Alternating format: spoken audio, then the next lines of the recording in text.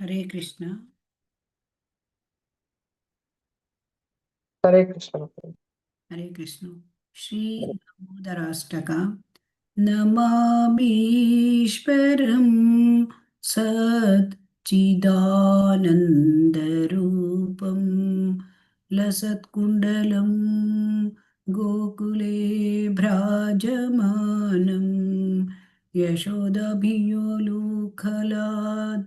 धावमानं परामृष्टमत्यन्ततो धृत्य रुदन्तं मुहुर्नेत्रयुग्मं रुजन्तं कराम्भोजयुग्मेन सातङ्कनेत्रं मुहुश्वासकम्पा त्रिरेखाङ्ककण्ठ स्थितग्रैवं दामोदरं भक्तिबद्धम् इति दृक्स्वलीलाभिरानन्दकुण्डे स्वघोषं निमज्जन्तम् आख्यापयन्तम् तदीयेषितज्ञेषु भक्तैर्जितत्वम् पुनः प्रेमतस्ते शतावृत्तिवन्दे वरं देवमोक्षं न मोक्षावधिं वा न चान्यं वृणेऽहं वरेशादपीह इदं ते वपुर्नाथ गोपालबालं सदा मे मनस्या विरास्तां किमन्यैः इदं ते मुखाम्बोज अत्यन्तनीलैः कुन्तलैः स्निग्धरक्त्यैश्च गोप्या मुहुश्चुम्बितं बिम्ब रक्ताधरं मे मनस्याविरस्तामलं लक्षलाभैः नमो देव दामोदरा अनन्तविष्णो प्रसीद प्रभो दुःखजलाब्धिमग्नम् कृपादृष्टिवृष्ट्या अतिदीनं बतानो गृहाणेश मामज्ञ मेध्यक्षिदृश्यः कुबेरात्मजौ बद्ध मूर्त्यैव यद्वत् त्वया मोचितौ भक्तिभाजौ कृतौ च तथा प्रेम भक्तिं स्वकाम्ये प्रयच्छ न मोक्षे गृहो मे अस्ति दामोदरेह नमस्तेऽस्तु दाम्ने स्फुरद्दीप्तिदाम्ने नमो राधिकायै त्वदीयप्रियायै नमो अनन्तलीलाय देवाय तुभ्यं नमामीश्वरं सच्चिदानन्दरूपं लसत्कुण्डलं गोकुले व्रजमानम्। श्री दामोदराष्टकम की जय। श्री श्री दामोदर भगवान की जय। ॐ अज्ञानतिमिरान्धस्य ज्ञानाञ्जनशलाकया चक्षुरुन्मीलितं येन तस्मै श्रीगुरवे नमः। श्रीचैतन्यमनोभीष्टं स्थापितं येन भूतले स्वयं रूपः कदा मह्यं ददाति स्वपदान्तिकं वन्देऽहं श्रीगुरोः श्रीयुतपदकमलं श्रीगुरून् वैष्णवांश्च श्रीरूपं साग्रजातं सहगणा रघुनाथान्वितं तं सजीवं साद्वैतं सावधूतं परिजनसहितं कृष्णचैतन्यदेवं श्रीराधाकृष्णपादान् सहगणललिता श्रीविशाखान्वितांश्च हे कृष्णा करुणा सिन्धो दीनबन्धो जगत्पते गोपेश गोपिका कान्ता राधाकान्ता नमोऽस्तु ते तप्तकाञ्चन गौराङ्गी राधे वृन्दावनेश्वरी वृषभानुसुते देवी ಪ್ರಣಮಾಮಿ ಹರಿಪ್ರಿಯೇ. ವಾಂಛಾಕಲ್ಪತರುಭ್ಯಶ್ಚ ಕೃಪಾ ಸಿಂಧುಭ್ಯ ಏವ ಚ ಪತಿತಾನಾಂ ಪಾವನೇಭ್ಯೋ ವೈಷ್ಣವೇಭ್ಯೋ ನಮೋ ನಮಃ. ಜಯ ಶ್ರೀ ಕೃಷ್ಣ ಚೈತನ್ಯ ಪ್ರಭು ನಿತ್ಯಾನಂದ ಶ್ರೀ ಅದ್ವೈತ ಗದಾಧರ ಶ್ರೀವಾಸಾದಿ ಗೌರಭಕ್ತವೃಂದ. ಹರೇ ಕೃಷ್ಣ ಕೃಷ್ಣ ಕೃಷ್ಣ ಹರೇ ಹರೇ, ಹರೇ ರಾಮ ರಾಮ ರಾಮ ಹರೇ ಹರೇ. ಹರೇ ಕೃಷ್ಣ ಕೃಷ್ಣ ಕೃಷ್ಣ ಹರೇ ಹರೇ. ಹರೇ ರಾಮ ರಾಮ ರಾಮ ಹರೇ ಹರೇ. ಶ್ರೀ ಶ್ರೀ ರಾಧಾ ಗೋವಿಂದ ಕಿ ಜೈ, ಶ್ರೀ ಶ್ರೀ ಗೌರನಿತಾಯ್ ಕಿ ಜೈ, ಶೀಲ ಪ್ರಭುಪಾದ ಕಿ ಜೈ. ಹರೇ ಕೃಷ್ಣ. ಎಲ್ಲರಿಗೂ ಸ್ವಾಗತ ಸುಸ್ವಾಗತ. ಶ್ರೀ ಶ್ರೀ ರಾಧಾ ಗೋವಿಂದ ದೇವಸ್ಥಾನ ಮಂಗಳೂರು ಇವರು ಆಯೋಜಿಸಿರುವ 3ನೇ ಹಂತದ ತರಗತಿಗೆ ಸ್ವಾಗತ. ಇವತ್ತು ನಾವು ಭಕ್ತಿ ರಸಾಮೃತ ಸಿಂಧು ಇದರ ಅಧ್ಯಾಯ 4 ಎಲ್ಲ ಮೋಕ್ಷವನ್ನು ಮೀರಿಸಿ ನಿಲ್ಲುವ ಭಕ್ತಿ ಸೇವೆ, ಇದರಲ್ಲಿ ಮುಂದುವರಿದ ಭಾಗವನ್ನು ನಾವು ನೋಡ್ತಾ ಇದ್ದೇವೆ. ಹರೇ ಕೃಷ್ಣ. ಹರೇ ಕೃಷ್ಣ ಮಾತಾಜಿ. ಹರೇ ಕೃಷ್ಣ. ಭಕ್ತಿ ಸೇವೆ ಅನ್ನೋದು ಮೋಕ್ಷವನ್ನು ಮೀರಿ ನಿಂತಿರೋದು. ಇದಕ್ಕೆ ಅನೇಕ ಒಂದು ದೃಷ್ಟಾಂತಗಳನ್ನು ಶ್ರೀಮದ್ ಭಾಗವತದಿಂದ ಮತ್ತು ಇತರ ಅನೇಕ ಗ್ರಂಥಗಳಿಂದ ಈ ಅಧ್ಯಾಯದಲ್ಲಿ ಕೊಟ್ಟಿದ್ದಾರೆ ಶ್ರೀಲ ಪ್ರಭುಪಾದರು. ಇದಕ್ಕಾಗಿ ಒಂದು ಅಧ್ಯಾಯವನ್ನೇ ನಮಗೆ ಮೀಸಲಿಟ್ಟಿದ್ದಾರೆ, ಏಕೆಂದರೆ ಇದನ್ನು ನಾವು ಚೆನ್ನಾಗಿ ಅರ್ಥ ಮಾಡಿಕೊಳ್ಳಬೇಕು. ಇಲ್ಲಿ ಪೃಥು ಮಹಾರಾಜರು ಅವರು ಭಗವಂತನ ಮಹಿಮೆಗಳನ್ನು ಕೀರ್ತಿಸಲಿಕ್ಕಾಗಿ ಕೋಟಿಗಟ್ಟಲೆ ನಾಲಿಗೆಗಳನ್ನು, ಶ್ರವಣ ಮಾಡಲಿಕ್ಕಾಗಿ ಕೋಟಿಗಟ್ಟಲೆ ಕಿವಿಗಳನ್ನು ದಯಪಾಲಿಸಬೇಕು ನನಗೆ ಭಗವಂತ ಅಂತ ಪ್ರಾರ್ಥನೆ ಮಾಡಿಕೊಂಡಿದ್ದಾರೆ. ಅವರು ಮುಕ್ತಿಯನ್ನ ನನಗೆ ಕೊಡಬೇಡ, ನಿನ್ನ ಪಾದ ಕಮಲದ ಸ್ತುತಿಯನ್ನು ಮಾಡುವ ಸಂದರ್ಭ ಇರದಿದ್ದರೆ ಅಂತಹ ಮುಕ್ತಿ ನನಗೆ ಬೇಡ ಅಂತ ಹೇಳಿದ್ದಾರೆ. ಶ್ರೀ ಪರೀಕ್ಷಿತ್ ಮಹಾರಾಜನನ್ನು ಉದ್ದೇಶಿಸಿ ಶುಕಮುನಿಗಳು ಆ ಮಹಾರಾಜ ಭರತನ ಆ ಒಂದು ಇದನ್ನ ಕೊಂಡಾಡ್ತಾರೆ. ಯಾಕೆಂದ್ರೆ ಭರತ ಮಹಾರಾಜ ಭಗವಂತನ ಪಾದ ಕಮಲಕ್ಕೆ ಎಷ್ಟು ಮನಸೋತಿದ್ದ ಅಂದರೆ ಅವನಿಗೆ ಆ ದೊಡ್ಡ ಭೂಲೋಕದ ಒಡೆತನ, ಆಮೇಲೆ ಸುಂದರವಾದ ಪತ್ನಿ, ಮುದ್ದಾದ ಮಕ್ಕಳು, ಮತ್ತೆ ಸಮಾಜ, ಗೆಳೆಯರು, ರಾಜವೈಭವ, ಮತ್ತೆ ಆ ಒಂದು ಇದನ್ನ ಯೌವನದಲ್ಲಿ ಅದನ್ನೆಲ್ಲವನ್ನು ತ್ಯಜಿಸಲಿಕ್ಕೆ ಅವನಿಗೆ ಸಾಧ್ಯವಾಯಿತು. ಏಕೆಂದರೆ ಭಗವಂತನ ಆ ಆಕರ್ಷಣೆ, ಭಗವಂತನ ಆ ಲೋಕೋತ್ತರ ಗುಣಗಳಿಗೆ ಮನಸೋತವನು ಅವನು ಯಾವ ಒಂದು ಆ ಮುಕ್ತಿಯನ್ನು ಕೂಡ ಲಕ್ಷಿಸುವುದಿಲ್ಲ. ಐಹಿಕ ಸಂಪತ್ತು ಇದರ ಬಗ್ಗೆ ಸ್ವಲ್ಪವೂ ಕೂಡ ಆಸಕ್ತಿ ಇರೋದಿಲ್ಲ. ಆಮೇಲೆ ವೃತ್ರಾಸುರನ ವಿಚಾರವನ್ನು ಕೂಡ ನಿನ್ನೆ ನಾವು ನೋಡಿದ್ದೇವೆ. ವೃತ್ರಾಸುರ ಪ್ರಾರ್ಥನೆಯಲ್ಲಿ ಏನೂ ನನಗೆ ಧ್ರುವಲೋಕ ಕೊಟ್ಟರೆ ಬೇಡ, ನನಗೆ ಎಲ್ಲ ಲೋಕಗಳ ಒಡೆತನ ಕೊಟ್ಟರೆ ಬೇಡ, ನನಗೆ ಯಾವ ಯೋಗಾಭ್ಯಾಸದಿಂದ ಬರ್ತಕ್ಕಂಥ ಸಿದ್ಧಿ ಅಷ್ಟಸಿದ್ಧಿಗಳು ಬೇಡ, ಯಾವ ಆಧ್ಯಾತ್ಮಿಕ ವಿಮೋಚನೆಯೂ ಬೇಡ, ನಿನ್ನ ಒಂದು ಶಾಶ್ವತ ಸೇವೆ ಮಾತ್ರ ನಾನು ಬಯಸ್ತೇನೆ ಅಂತ ಪ್ರಾರ್ಥನೆ ಮಾಡ್ತಾನೆ. ಹಾಗೆ ಇಲ್ಲಿ ಶಿವನು ಕೂಡ ಸತಿಗೆ ಏನು ಹೇಳ್ತಾನೆ ಅಂದರೆ, ಈ ಯಾರು ನಾರಾಯಣ ಪಾರಾಯಣ ಆಗ್ತಾರೆ ಅವರು ಯಾವುದಕ್ಕೂ ಕೂಡ ಭಯ ಪಡೋದಿಲ್ಲ. ಎಲ್ಲ ಅಂದರೆ ಅವರಿಗೆ ಸ್ವರ್ಗ ಒಂದೇ ನರಕ ಒಂದೇ, ಯಾವುದೇ ಒಂದು ಇದಕ್ಕೆ ಅವರು ಭಯ ಪಡೋದಿಲ್ಲ. ಅವರು ಭಗವಂತನ ಭಕ್ತಿ ಸೇವೆ ಮಾತ್ರ ಅವರಿಗೆ ಪ್ರಿಯವಾದದ್ದು ಅಂತ ಹೇಳ್ತಾನೆ. ಇಂದ್ರನು ಕೂಡ ತನ್ನ ತಾಯಿಗೆ ಅದಿತಿಗೆ ಹೇಳ್ತಾನೆ, ಯಾರು ಭಕ್ತಿ ಸೇವೆಯಲ್ಲಿ ನಿರತರಾಗಿರ್ತಾರೆ ಅವರಿಗೆ ತಮ್ಮ ನಿಜವಾದ ಆತ್ಮೋನ್ನತಿ ಯಾವುದು, ತಮ್ಮ ನಿಜವಾದ ಹಿತ ಯಾವುದು ಇದನ್ನು ತಿಳ್ಕೊಂಡಿರ್ತಾರೆ. ನಿಜವಾದ ಹಿತ, ಸ್ವಹಿತ ಅಂದರೆ ಭಗವಂತನನ್ನು ಪಡ್ಕೊಳ್ಳೋದು, ಅದನ್ನು ಅವರು ತಿಳ್ಕೊಂಡಿರ್ತಾರೆ.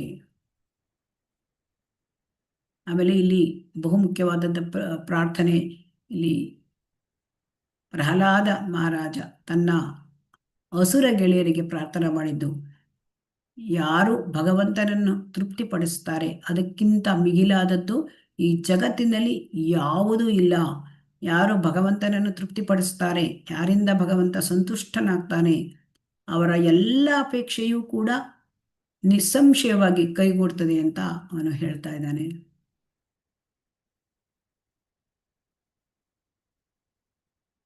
ನರಸಿಂಹದೇವರನ್ನ ಪ್ರಾರ್ಥನೆ ಮಾಡಿದ್ದು ದೇವತೆಗಳು.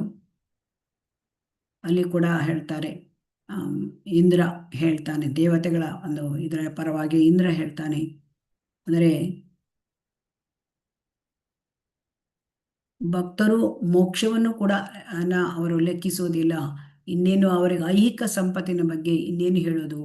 ಹಾಗಾಗಿ ಭಕ್ತರಿಗೆ ಯಾವುದೇ ಒಂದು ಮೋಕ್ಷವಾಗಲಿ ಐಹಿಕ ಸಂಪತ್ತಾಗಲಿ ಬೇಕಾಗಲಿಲ್ಲ. ಹರೇ ಕೃಷ್ಣ. ಇವತ್ತು ಇಲ್ಲಿಂದ ಮುಂದುವರಿಸೋಣ. ಹರೇ ಕೃಷ್ಣ. ಇಲ್ಲಿ ಗಜೇಂದ್ರನ ಈ ಒಂದು ಪ್ರಕರಣ, ಗಜೇಂದ್ರನ ಒಂದು ಗಜೇಂದ್ರ ಮೋಕ್ಷ, ಇದರ ಬಗ್ಗೆ ತಮ್ಮೆಲ್ಲರೂ ಕೂಡ ಗೊತ್ತಿರುತ್ತೆ, ಕೇಳಿರ್ತೀರಿ ಅಲ್ವಾ? ಹರೇ ಕೃಷ್ಣ. ಹಾ, ಗಜೇಂದ್ರ ಮೋಕ್ಷ. ಇಲ್ಲಿ ಗಜೇಂದ್ರ ಅವನು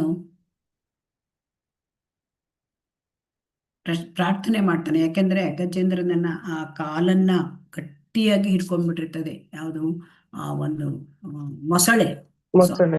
ಮೊಸಳೆ ಗಟ್ಟಿ ಇಟ್ಕೊಂಡಾಗ ಅವನು ಪ್ರಾರ್ಥನೆ ಮಾಡ್ತಾನೆ. ಹೇಗೆ ಅಂತ ಹೇಗೆ ಅವನು ಗಜೇಂದ್ರ ಮೊದಲು ಇಂದ್ರದ್ಯುಮ್ನ ಮಹಾರಾಜ ಅಂತ ಆಗಿದ್ದ. ಅವನು ಭಕ್ತನೇ ಆಗಿದ್ದ. ಆದರೆ ಒಂದು ಋಷಿಯ ಶಾಪದಿಂದ ಅವನಿಗೆ ಈ ತರ ಗಜೇಂದ್ರನ ಒಂದು ಆನೆಯ ಶರೀರ ಸಿಕ್ಕಿದೆ. ಸೊ ಆಗ ಈ ರೀತಿಯಾದ ಒಂದು ಕಷ್ಟಕ್ಕೆ ಸಿಲುಕಿಕೊಂಡಾಗ ಅವನು ಭಗವಂತನಿಗೆ ಪ್ರಾರ್ಥನೆ ಮಾಡ್ತಾನೆ. ಏನು ಹೇಳ್ತಾನೆ? ಏಕಾಂತಿನೋ ಯಸ್ಯ ನ ಕಂಚನ ಅರ್ಥ ವಾಂಚಂತಿ ವೈ ಭಗವತ್ ಪ್ರಪನ್ನಾಃ ಅತ್ಯದ್ಭುತ ತಚ್ಚರಿತಂ ಸುಮಂಗಲಂ ಗಾಯಂತಿ ಆನಂದ ಸಮುದ್ರಮಗ್ನಾಃ. ಅಂದ್ರೆ ಶುದ್ಧ ಭಕ್ತರು ಅವರು ಆ ಭಗವಂತನ ಪಾದಾಂಬುಜಗಳ ಸೇವೆ ಮಾಡೋದ್ರಿಂದ, ಆ ಮಹಾತ್ಮರ ಭಕ್ತರ ಸೇವೆ ಮಾಡಿರೋದ್ರಿಂದ ಅವರಿಗೆ ಎಲ್ಲ ಐಹಿಕ ಅಪೇಕ್ಷೆಗಳನ್ನು ಅವರು ತೊರೆದಿರ್ತಾರೆ. ಸೊ ಹಾಗಾಗಿ ಭಕ್ತಿ ಸೇವೆ ಮಾಡ್ತಾ ಮಾಡ್ತಾ ಅವರು ಸದಾ ಅಲೌಕಿಕ ಆನಂದ ಸಾಗರದಲ್ಲಿ ಮುಳುಗಿರ್ತಾರೆ. ಸೊ ದಿವ್ಯ ಆನಂದ ಸಾಗರ.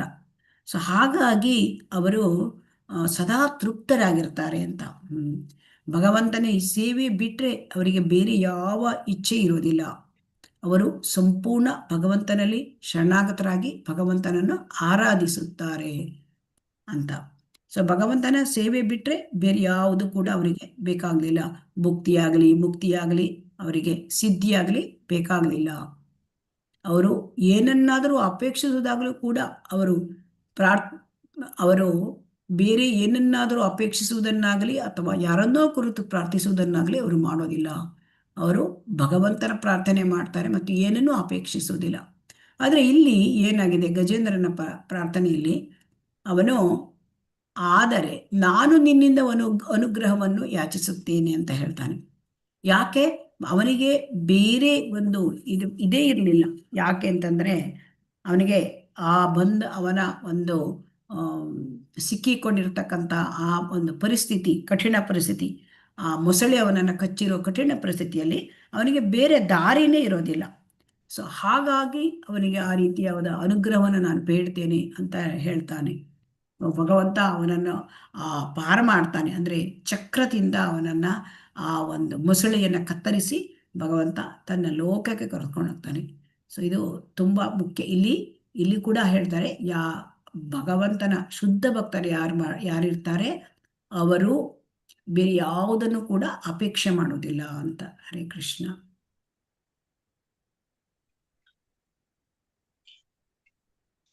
ಇನ್ನು ಇಲ್ಲಿ 9ನೆಯ ಸ್ಕಂದದಲ್ಲಿ ಹೇಳ್ತಾರೆ, ಭಾಗವತದ 9ನೆಯ ಸ್ಕಂದ. ಹರೇ ಕೃಷ್ಣ. ಯಾರಾದ್ರೂ ಓದ್ತೀರಾ? ಓದ್ತೀನಿ ಮಾತಾಜಿ. ಭಾಗವತದ 9ನೆಯ ಸ್ಕಂದದಲ್ಲಿ 4ನೆಯ ಅಧ್ಯಾಯ ಶ್ಲೋಕ 67. ವೈಕುಂಠಾಧಿಪತಿಯು ದುರ್ವಾಸ ಮುನಿಗಳನ್ನು ಉದ್ದೇಶಿಸಿ ಹೀಗೆನ್ನುತ್ತಾನೆ: ಭಕ್ತಿ ಸೇವೆಯಲ್ಲಿ ನಿರತನಾಗಿರುವಷ್ಟರಿಂದ ನನ್ನ ಶುದ್ಧ ಭಕ್ತರು ಸದಾ ತೃಪ್ತರು. ಆದ್ದರಿಂದ ಅವರು ಮುಕ್ತಿಯ 5 ಸೋಪಾನಗಳಾದ 1 ನನ್ನಲ್ಲಿ ಒಂದಾಗುವುದು, 2 ನನ್ನ ಗೃಹಲೋಕದಲ್ಲಿ ವಾಸಸ್ಥಾನ ಸಂಪಾದಿಸಿಕೊಳ್ಳುವುದು, 3 ನನ್ನಷ್ಟೇ ಐಶ್ವರ್ಯ ಪಡೆದಿರುವುದು. 4 ನನ್ನಂತೆಯೇ ದೇಹ ಲಕ್ಷಣಗಳು ಹೊಂದಿರುವುದು. ಮತ್ತು 5 ನನ್ನ ವೈಯಕ್ತಿಕ ಸಂಪರ್ಕ.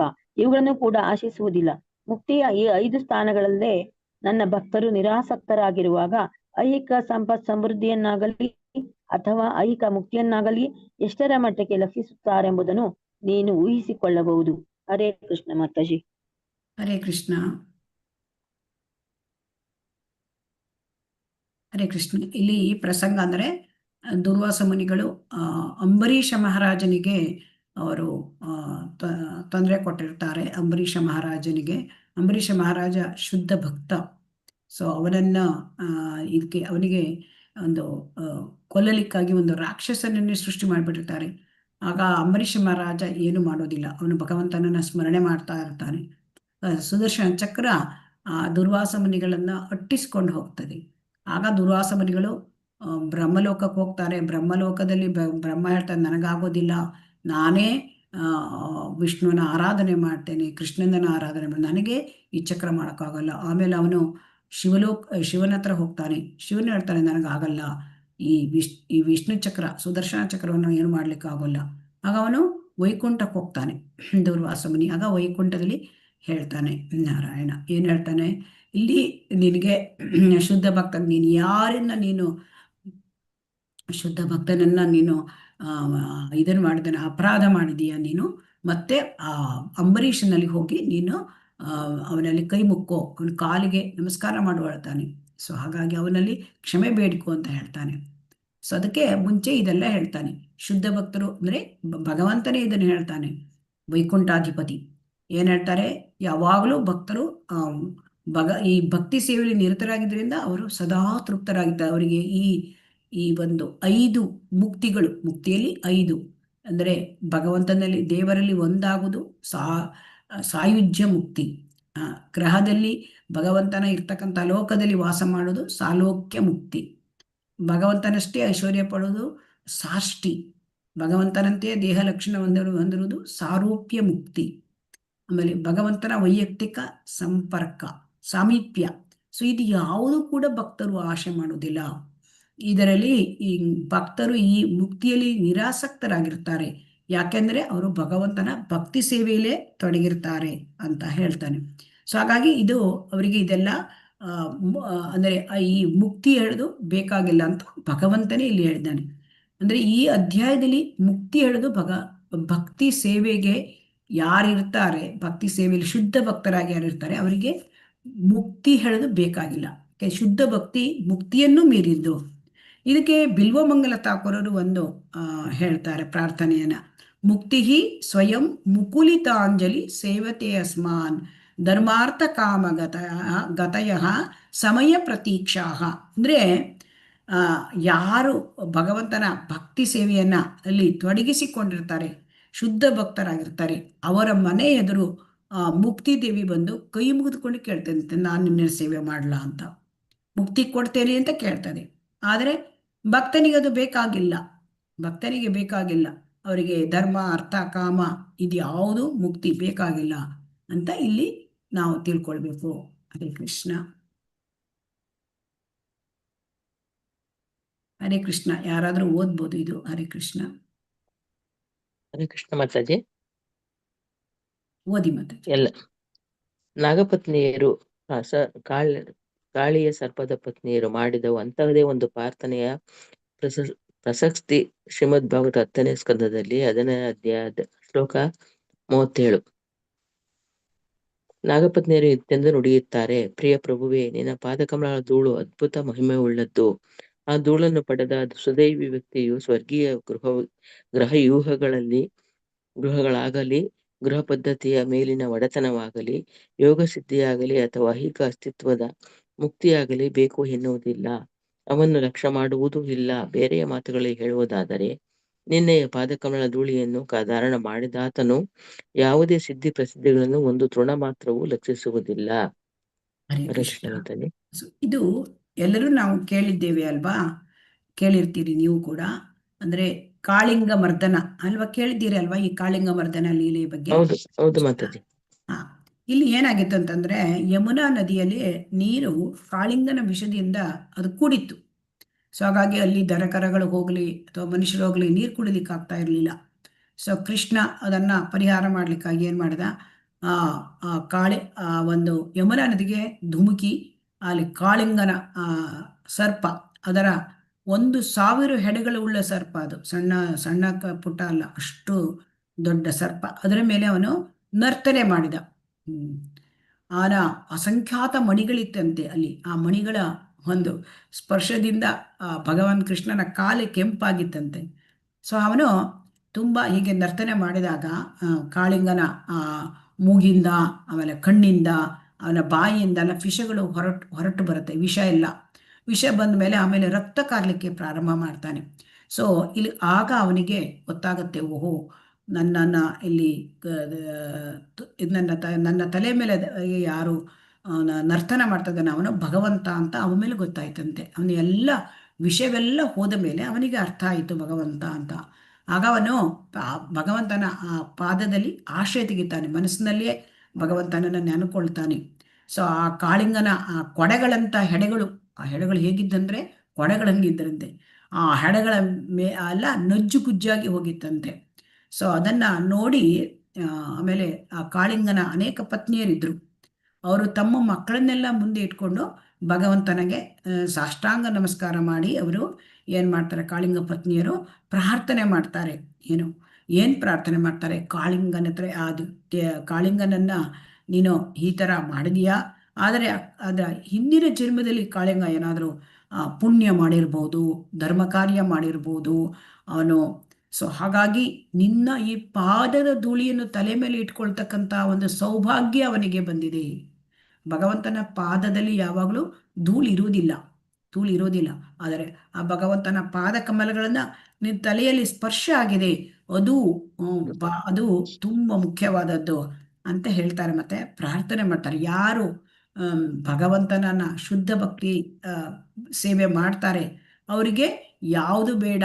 ಅಂದರೆ ನನಾಕಪೃಷ್ಟಂ ನ ಚ ಸಾರ್ವಭೌಮಂ ನ ಪಾರಮೇಷ್ಟ್ಯಂ ನ ರಸಾಧಿ ನ ಯೋಗ ಸಿದ್ಧಿರ್ ಪುನರ್ಭವಂ ನ ವಾಂಚಂತಿ ಯತ್ಪಾದರಜೋ ಪ್ರಪನ್ನಃ. ನನಾಕಪೃಷ್ಟಂ ಅಂದರೆ ಯಾರು ನಿನ್ನ ಪಾದ ಧೂಳಿ ತಲೆ ಮೇಲೆ ಇಟ್ಕೊಂಡಿರ್ತಾರೆ ಅಂದರೆ ಭಗವಂತನ ಭಕ್ತಿ ಸೇವೆ ಮಾಡ್ತಾರೆ. ಅದರ ಅದ್ಭುತ ಮಹಿಮೆಯನ್ನು ಅವರು ಅರ್ಥ ಮಾಡ್ಕೊಂಡಿದ್ದಾರೆ. ಸೊ ಅವರು ಸುದೈವಿ ವ್ಯಕ್ತಿ, ಅತ್ಯಂತ ಒಂದು ಅದೃಷ್ಟವಂತ ವ್ಯಕ್ತಿ. ಅವರಿಗೆ ನನಾಕಪೃಷ್ಟಂ ಸ್ವರ್ಗಲೋಕಗಳು ಕೊಟ್ಟರೆ ಅವರಿಗೆ ಬೇಡ. ನನಾಕಪೃಷ್ಟಂ ನಚ ಸಾರ್ವಭೌಮಂ ಸಕಲ ಗ್ರಹಗಳ ಎಲ್ಲ ಗ್ರಹಗಳ ಒಡೆತನ, ನೀ ರಾಜ ಆಗಪ್ಪ ಇಲ್ಲ, ಅವ್ರಿಗದು ಬೇಕಾಗಲಿಲ್ಲ. ನ ಪಾರಮೇಷ್ಟ್ಯಂ ಅವರಿಗೆ ಆ ಪಾರಮೇಷ್ಟಿ ಬ್ರಹ್ಮಲೋಕದ ಒಡೆತನ ಕೊಟ್ಟರು ಕೂಡ ಅವರಿಗೆ ಬೇಕಾಗಲಿಲ್ಲ. ನ ಯೋಗ ಸಿದ್ಧಿರ್ ಅವರಿಗೆ ಯೋಗ ಸಿದ್ಧಿ, ಅಷ್ಟಾಂಗ ಸಿದ್ಧಿ, ಅದರ ಅಷ್ಟಸಿದ್ಧಿಗಳನ್ನು ಕೊಟ್ಟರು ಕೂಡ ಅವರಿಗೆ ಬೇಡ. ನ ಪುನರ್ಭವಂ ನ ವಾಂಚಂತಿ ಅವರಿಗೆ ಮತ್ತೆ ಮುಕ್ತಿ ಕೂಡ ಬೇಕಾಗಲಿಲ್ಲ.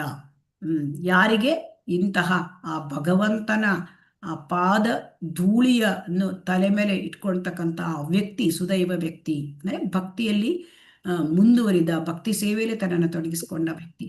ಸೊ ಹಾಗಾಗಿ ನಾಗಪತ್ನಿಯರು ಅವರು ಎಷ್ಟು ಅಂದರೆ ಸರ್ಪದೇಹ ನಾಗಪತ್ನಿಯರಿಗೆ ಮನುಷ್ಯ ದೇಹವೂ ಅಲ್ಲ, ಆದರೆ ಅವರು ಮಾಡುವ ಪ್ರಾರ್ಥನೆ ಅಂತಂದ್ರೆ ತುಂಬ ಮುಂದುವರಿದ ಭಕ್ತರು.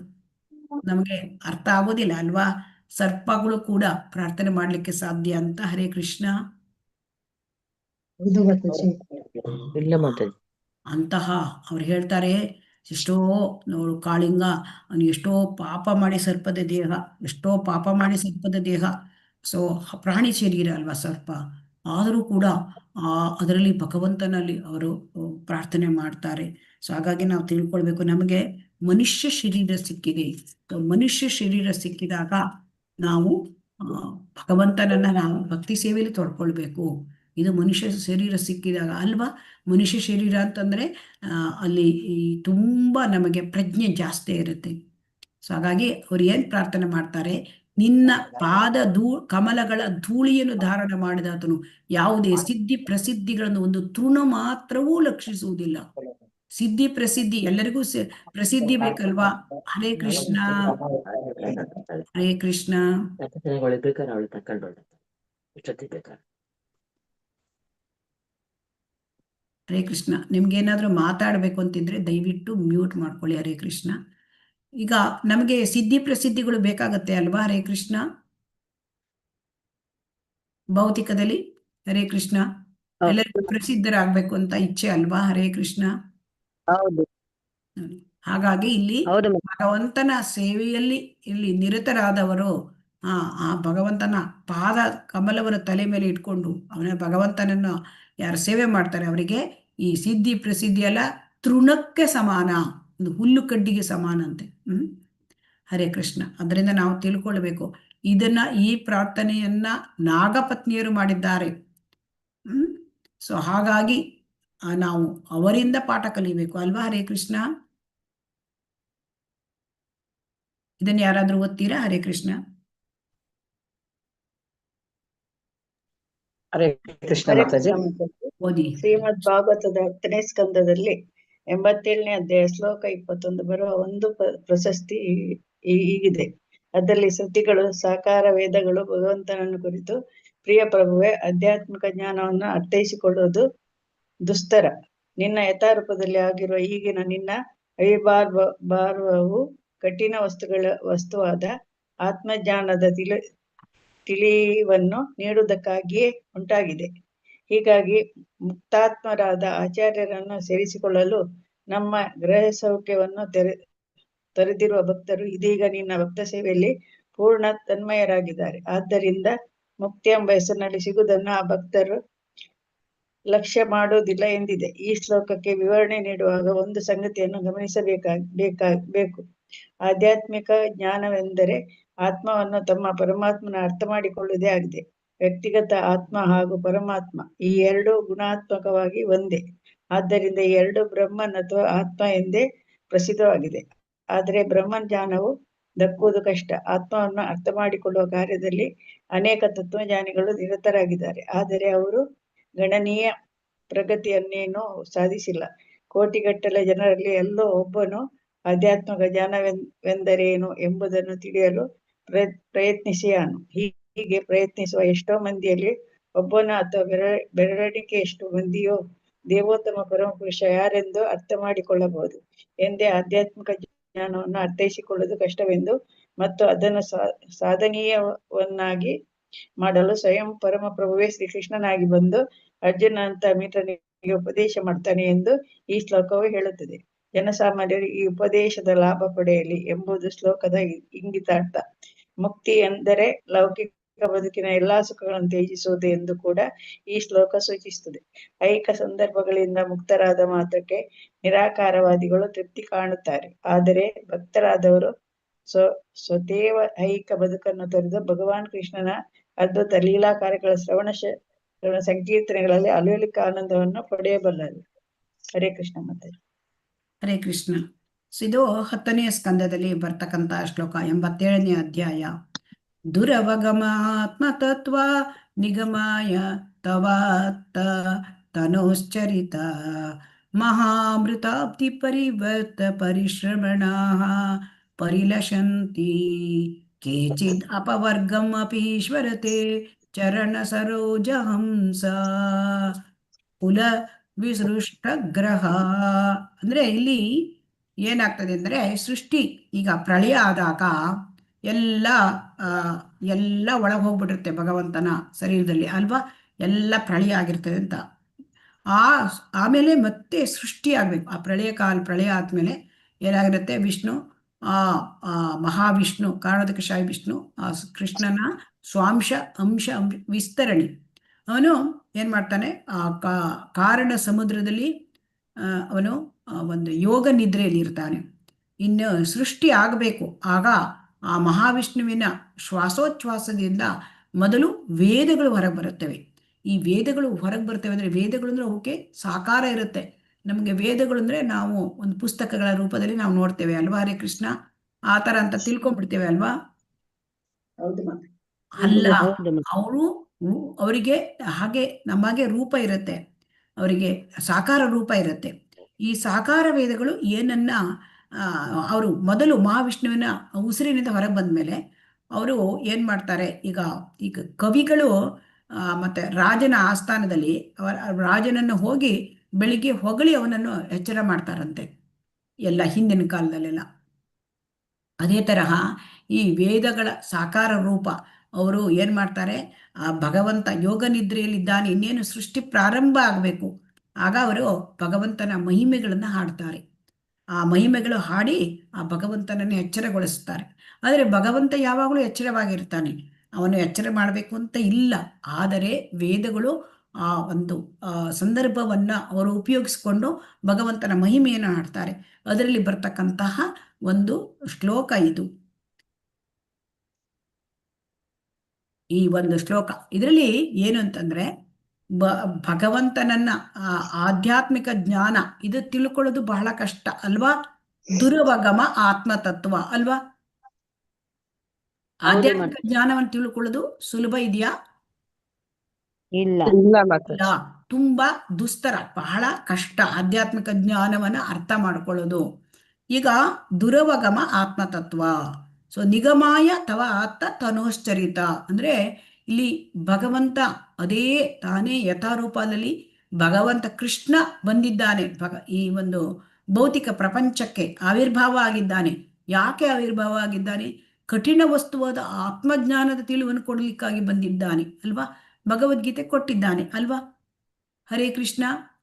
ಹೌದು ಮಾತಾಜಿ. ಅದನ್ನ ನಾವು ತಿಳ್ಕೊಳ್ಬೇಕು. ಆಧ್ಯಾತ್ಮಿಕ ಜ್ಞಾನ ಬಹಳ ಕಠಿಣವಾದದ್ದು, ಅರ್ಥ ಆಗೋದಿಲ್ಲ. ಅದು ಭಗವಂತನ ಕರುಣೆ ಇದ್ರೆ ಮಾತ್ರ ನಮಗೆ ಅರ್ಥ ಆಗತ್ತೆ. ಅವ್ಯಾಜ ಕರುಣೆ, ಆ ಅವ್ಯಾಜ ಕರುಣೆಯಿಂದ ಭಗವಂತ ಇದನ್ನ ಕೊಡ್ಲಿಕ್ಕೆ ಬಂದಿದ್ದಾನೆ. ತಾನೇ ಯಥಾರೂಪ ಹೇಗಿದ್ದಾನೋ ಕೃಷ್ಣ ಗೋಲೋಕದಲ್ಲಿ ಹಾಗೆ ಇಳಿದು ಬಂದಿದ್ದಾನೆ. ಮತ್ತೆ ಇಳಿದು ಬಂದು ಅವನು ಅರ್ಜುನನಂತಹ ಮಿತ್ರರಿಗೆ ಭಗವದ್ಗೀತೆ ಉಪದೇಶ ಮಾಡ್ತಾನೆ. ಅಂದ್ರೆ ಅರ್ಜುನನ ಮೂಲಕ, ಅರ್ಜುನ ಶುದ್ಧ ಭಕ್ತ, ಆದರೆ ಅವನಿಗೆ ಎಲ್ಲ ಗೊತ್ತು, ಆದರೆ ಅರ್ಜುನನ ಭ್ರಮೆಗೆ ತರಿಸಿ ಅರ್ಜುನನ ಮೂಲಕ ನಮಗೆ ಭಗವದ್ಗೀತೆಯನ್ನು ಉಪದೇಶ ಮಾಡ್ತಾನೆ. ಭಗವಂತ ಹೇಳಿದ್ರೆ ಮಾತ್ರ ನಮ್ಗೆ ಅರ್ಥ ಆಗತ್ತೆ, ಇಲ್ಲದಿದ್ರೆ ನಮ್ಗೆ ಭಗವಂತ ತಿಳಿಸಿಕೊಡದಿದ್ರೆ ನಮ್ಗೆ ಅರ್ಥ ಆಗತ್ತಾ? ಅರ್ಥ ಆಗೋದಿಲ್ಲ. ಅಂದ್ರೆ ಇಲ್ಲಿ ನಾವು ತಿಳ್ಕೊಳ್ಬೇಕು ಆಧ್ಯಾತ್ಮಿಕ ಜ್ಞಾನವನ್ನ. ಮತ್ತೆ ಅದರಲ್ಲಿ ಮುಖ್ಯವಾಗಿ ಆಚಾರ್ಯರುಗಳು ಹೇಳ್ತಾರೆ ಆಧ್ಯಾತ್ಮಿಕ ಜ್ಞಾನ ಅಂದ್ರೆ ಇಲ್ಲಿ ಭಗವಂತನ ನಾಮ ರೂಪ ಗುಣ ಲೀಲೆಗಳು ಇವು ಕೂಡ ಸೇರ್ತವೆ. ಅವುಗಳ ಆಳ ಎಷ್ಟಿದೆ ಅದನ್ನ ಅರಿಲಿಕ್ಕೆ ಆಗೋದಿಲ್ಲ, ತಿಳ್ಕೊಳ್ಳಿಕ್ಕೆ ಆಗೋದಿಲ್ಲ. ಈ ಒಂದು ಭಗವಂತನ ನಾಮ ರೂಪ ಗುಣ ಲೀಲೆಗಳು ಅದು ಸಾಗರದ ಹಾಗೆ, ಒಂದು ಸಾಗರದಲ್ಲಿ ಅಳತೆ ಮಾಡ್ಬೋದಂತೆ. ಆದರೆ ಈ ಭಗವಂತನ ಈ ಆತ್ಮತತ್ವ, ರೂಪ ಗುಣ ಲೀಲೆ ಇವುಗಳ ಸಾಗರವನ್ನ ಅಳತೆ ಮಾಡ್ಲಿಕ್ಕೆ ಆಳ ಎಷ್ಟಿದೆ ಅಂತ ಗೊತ್ತೇ ಇಲ್ಲ. ಅಳಲಿಕ್ಕಾಗತ್ತ ಅದನ್ನ? ಹರೇ ಕೃಷ್ಣ, ಅಳಲಿಕ್ಕಾಗತ್ತಾ? ಹರೇ ಕೃಷ್ಣ, ಆಗಲ್ಲ. ಯಾಕೆಂದ್ರೆ ಭಗವಂತ ಅನಂತ ಅಲ್ವಾ, ಅವನು ಅನಂತ. ಆದ್ದರಿಂದ ಅವನ ಲೀಲೆಗಳು ಅನಂತ, ಅವನ ಗುಣ ಲೀಲೆ ರೂಪ ಎಲ್ಲವೂ ಅನಂತವಾದದ್ದು. ಸೊ ಹಾಗಾಗಿ ಅನಂತ ಆಳವಾದ ಅರಿವನ್ನು ನಮಗೆ ಪಡ್ಕೊಳ್ಳಕ್ಕೆ ಸಾಧ್ಯ ಇಲ್ಲ. ಆದರೆ ಆ ಭಗವಂತ ಅವನು ಕರುಣಾಮಯಿ, ಅವನೇ ತಾನೇ ಸ್ವತಃ ಆವಿರ್ಭವಿಸಿ ನಮಗೆ ತನ್ನ ವಿಚಾರಗಳನ್ನ ಭಗವದ್ಗೀತೆಯ ಮೂಲಕ ನಮಗೆ ತಿಳಿಸ್ಕೊಡ್ತಾನೆ. ಆಮೇಲೆ ಭಾಗವತಂ ಶುದ್ಧ ಭಕ್ತರ ಜೊತೆ ಅವನ ಲೀಲೆಗಳು ಅದನ್ನ ಕೂಡ ನಮಗೆ ಕೊಡ್ತಾನೆ. ಅವನು ಯಾವಾಗ ತನ್ನ ಲೀಲೆಗಳನ್ನು ಮುಗಿಸಿ ಮತ್ತೆ ಈ ಕಲಿಯುಗ ಪ್ರಾರಂಭವಾಗುವ ಮುಂಚೆ, ಜಸ್ಟ್ ದ್ವಾಪರ ಯುಗ ಮುಗಿತಾ ಇದೆ, ಭಗವಂತ ಹೋಗ್ತಾ ಇದ್ದಾನೆ, ಆ ಸಮಯದಲ್ಲಿ ಕಲಿಯುಗ ಪ್ರಾರಂಭದಲ್ಲಿ ನಮಗೆ ಈ ಶ್ರೀಮದ್ ಭಾಗವತನ ಕೊಟ್ಟಿದ್ದಾನೆ. ಅದರಿಂದ ಭಾಗವತ, ಶ್ರೀಮದ್ ಭಾಗವತ ಬೇರೆ ಅಲ್ಲ, ಭಗವಾನ್ ಕೃಷ್ಣ ಬೇರೆ ಅಲ್ಲ. ಸೊ ಅದು ಗ್ರಂಥಾವತಾರ. ಸೊ ಹೀಗಾಗಿ ಇಲ್ಲಿ ಜನ ಎಲ್ಲ ಏನ್ ಮಾಡ್ತಾರೆ, ಭೌತಿಕ ಪ್ರಪಂಚದಲ್ಲಿ ಬದ್ಧಾತ್ಮರು ಲೌಕಿಕ ಯಶಸ್ಸಿಗಾಗಿ ಹೋರಾಡ್ತಾರೆ ಅಲ್ವಾ. ಹೌದು ಮಾತಾಜಿ. ಆಮೇಲೆ ಕೆಲವರು ನಿರಾಕಾರ ಕಲ್ಪನೆಗೆ, ಮುಕ್ತಿಗೆ ಇಷ್ಟಪಡ್ತಾರೆ, ಮೋಕ್ಷ ಮಾಡ್ಲಿಕ್ಕೆ ಅಲ್ವಾ. ಈ ಪ್ರಯತ್ನದಲ್ಲಿ ಹತಾಶರಾಗ್ತಾರೆ ಕೆಲವರು. ಆಗ ಭಕ್ತಿಗೆ ಬರಬಹುದು, ಅವರಿಗೆ ಆ ಭಕ್ತಿಯ ಸುದಿಯಲ್ಲಿ ಅವರು ತಮ್ಮ ಆಯಾಸವನ್ನು ಪರಿಹರಿಸ್ಕೊಳ್ಬಹುದು ಅಂತ ಹೇಳ್ತಾರೆ. ಸೊ ಅದಕ್ಕೆ ಭಗವದ್ಗೀತೆಯಲ್ಲಿ ಭಗವಂತನೇ ಹೇಳಿದ್ದಾನೆ, ಮನುಷ್ಯಾಣಾಂ ಸಹಸ್ರೇಷು ಕಶ್ಚಿತ್ ಯತತಿ ಸಿದ್ಧಯೇ ಯತತಾಮಪಿ ಸಿದ್ಧಾನಾಂ ಕಶ್ಚಿನ್ ಮಾಂ ವೇತ್ತಿ ತತ್ವತಃ. ಅಂದರೆ ಎಷ್ಟೋ ಸಾವಿರಾರು ಜನ ಇದ್ದಾರೆ, ಅದರಲ್ಲಿ ಒಬ್ಬನು ಪರಿಪೂರ್ಣತೆ ಆಧ್ಯಾತ್ಮ ಜ್ಞಾನ ಪಡ್ಕೊಳ್ಳಿಕ್ಕೆ ಪ್ರಯತ್ನ ಮಾಡ್ತಾನೆ ಅಲ್ವಾ. ಈ ಆಧ್ಯಾತ್ಮಿಕ ಜ್ಞಾನ ಪಡೆಯುವುದರಲ್ಲಿ ಪರಿಣಿತಿಯಲ್ಲಿ ಅವನು ಪರಿಪೂರ್ಣತೆಯನ್ನು ಸಾಧಿಸುವವರಲ್ಲಿ ಒಬ್ಬನು, ಎಷ್ಟೋ ಸಾವಿರಾರು ಜನರಲ್ಲಿ ಒಬ್ಬನು ನಿಜವಾಗಿ ನನ್ನನ್ನು ಅರ್ಥ ಮಾಡಿಕೊಳ್ತಾನೆ ಅಂತ ಹೇಳ್ತಾರೆ. ಸೊ ಹಾಗಾಗಿ ಭಗವಂತನನ್ನು ಅರ್ಥ ಮಾಡ್ಕೊಳ್ಳೋದು ತುಂಬ ಕಡಿಮೆ ಜನ. ಸೊ ಹಾಗಾಗಿ ಇಲ್ಲಿ ಏನು ಹೇಳ್ತಾರೆ, ಭಗವಂತನೇ ನಮಗೆ ಕರುಣೆ, ಭಗವಂತನ ಕರುಣೆ ಇದ್ದರೆ ಮಾತ್ರ ನಮಗೆ ಅರ್ಥ ಆಗ್ಲಿಕ್ಕೆ ಸಾಧ್ಯ ಭಗವಂತ.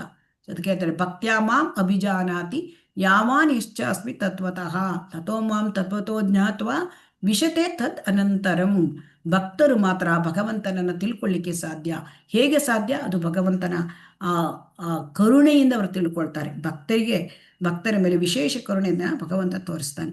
ಸೊ ಹಾಗಾಗಿ ಯಾರು ಈ ಒಂದು ಭಕ್ತಿ ಹೇಳ್ತಕ್ಕಂಥದ್ದು ಅದು ಒಂದು ಸಾಗರದ ಹಾಗೆ, ಅದು ಒಂದು ಸಮುದ್ರದ ಹಾಗೆ. ಅದರಲ್ಲಿ ಒಂದು ಹನಿ ನೀರನ್ನು ಕೂಡ ನಾವು ಸವಿದರೆ ಆ ಭಕ್ತಿ ಸಾಗರದಲ್ಲಿ, ಅಂದರೆ ವ್ಯಕ್ತಿ ಎಲ್ಲ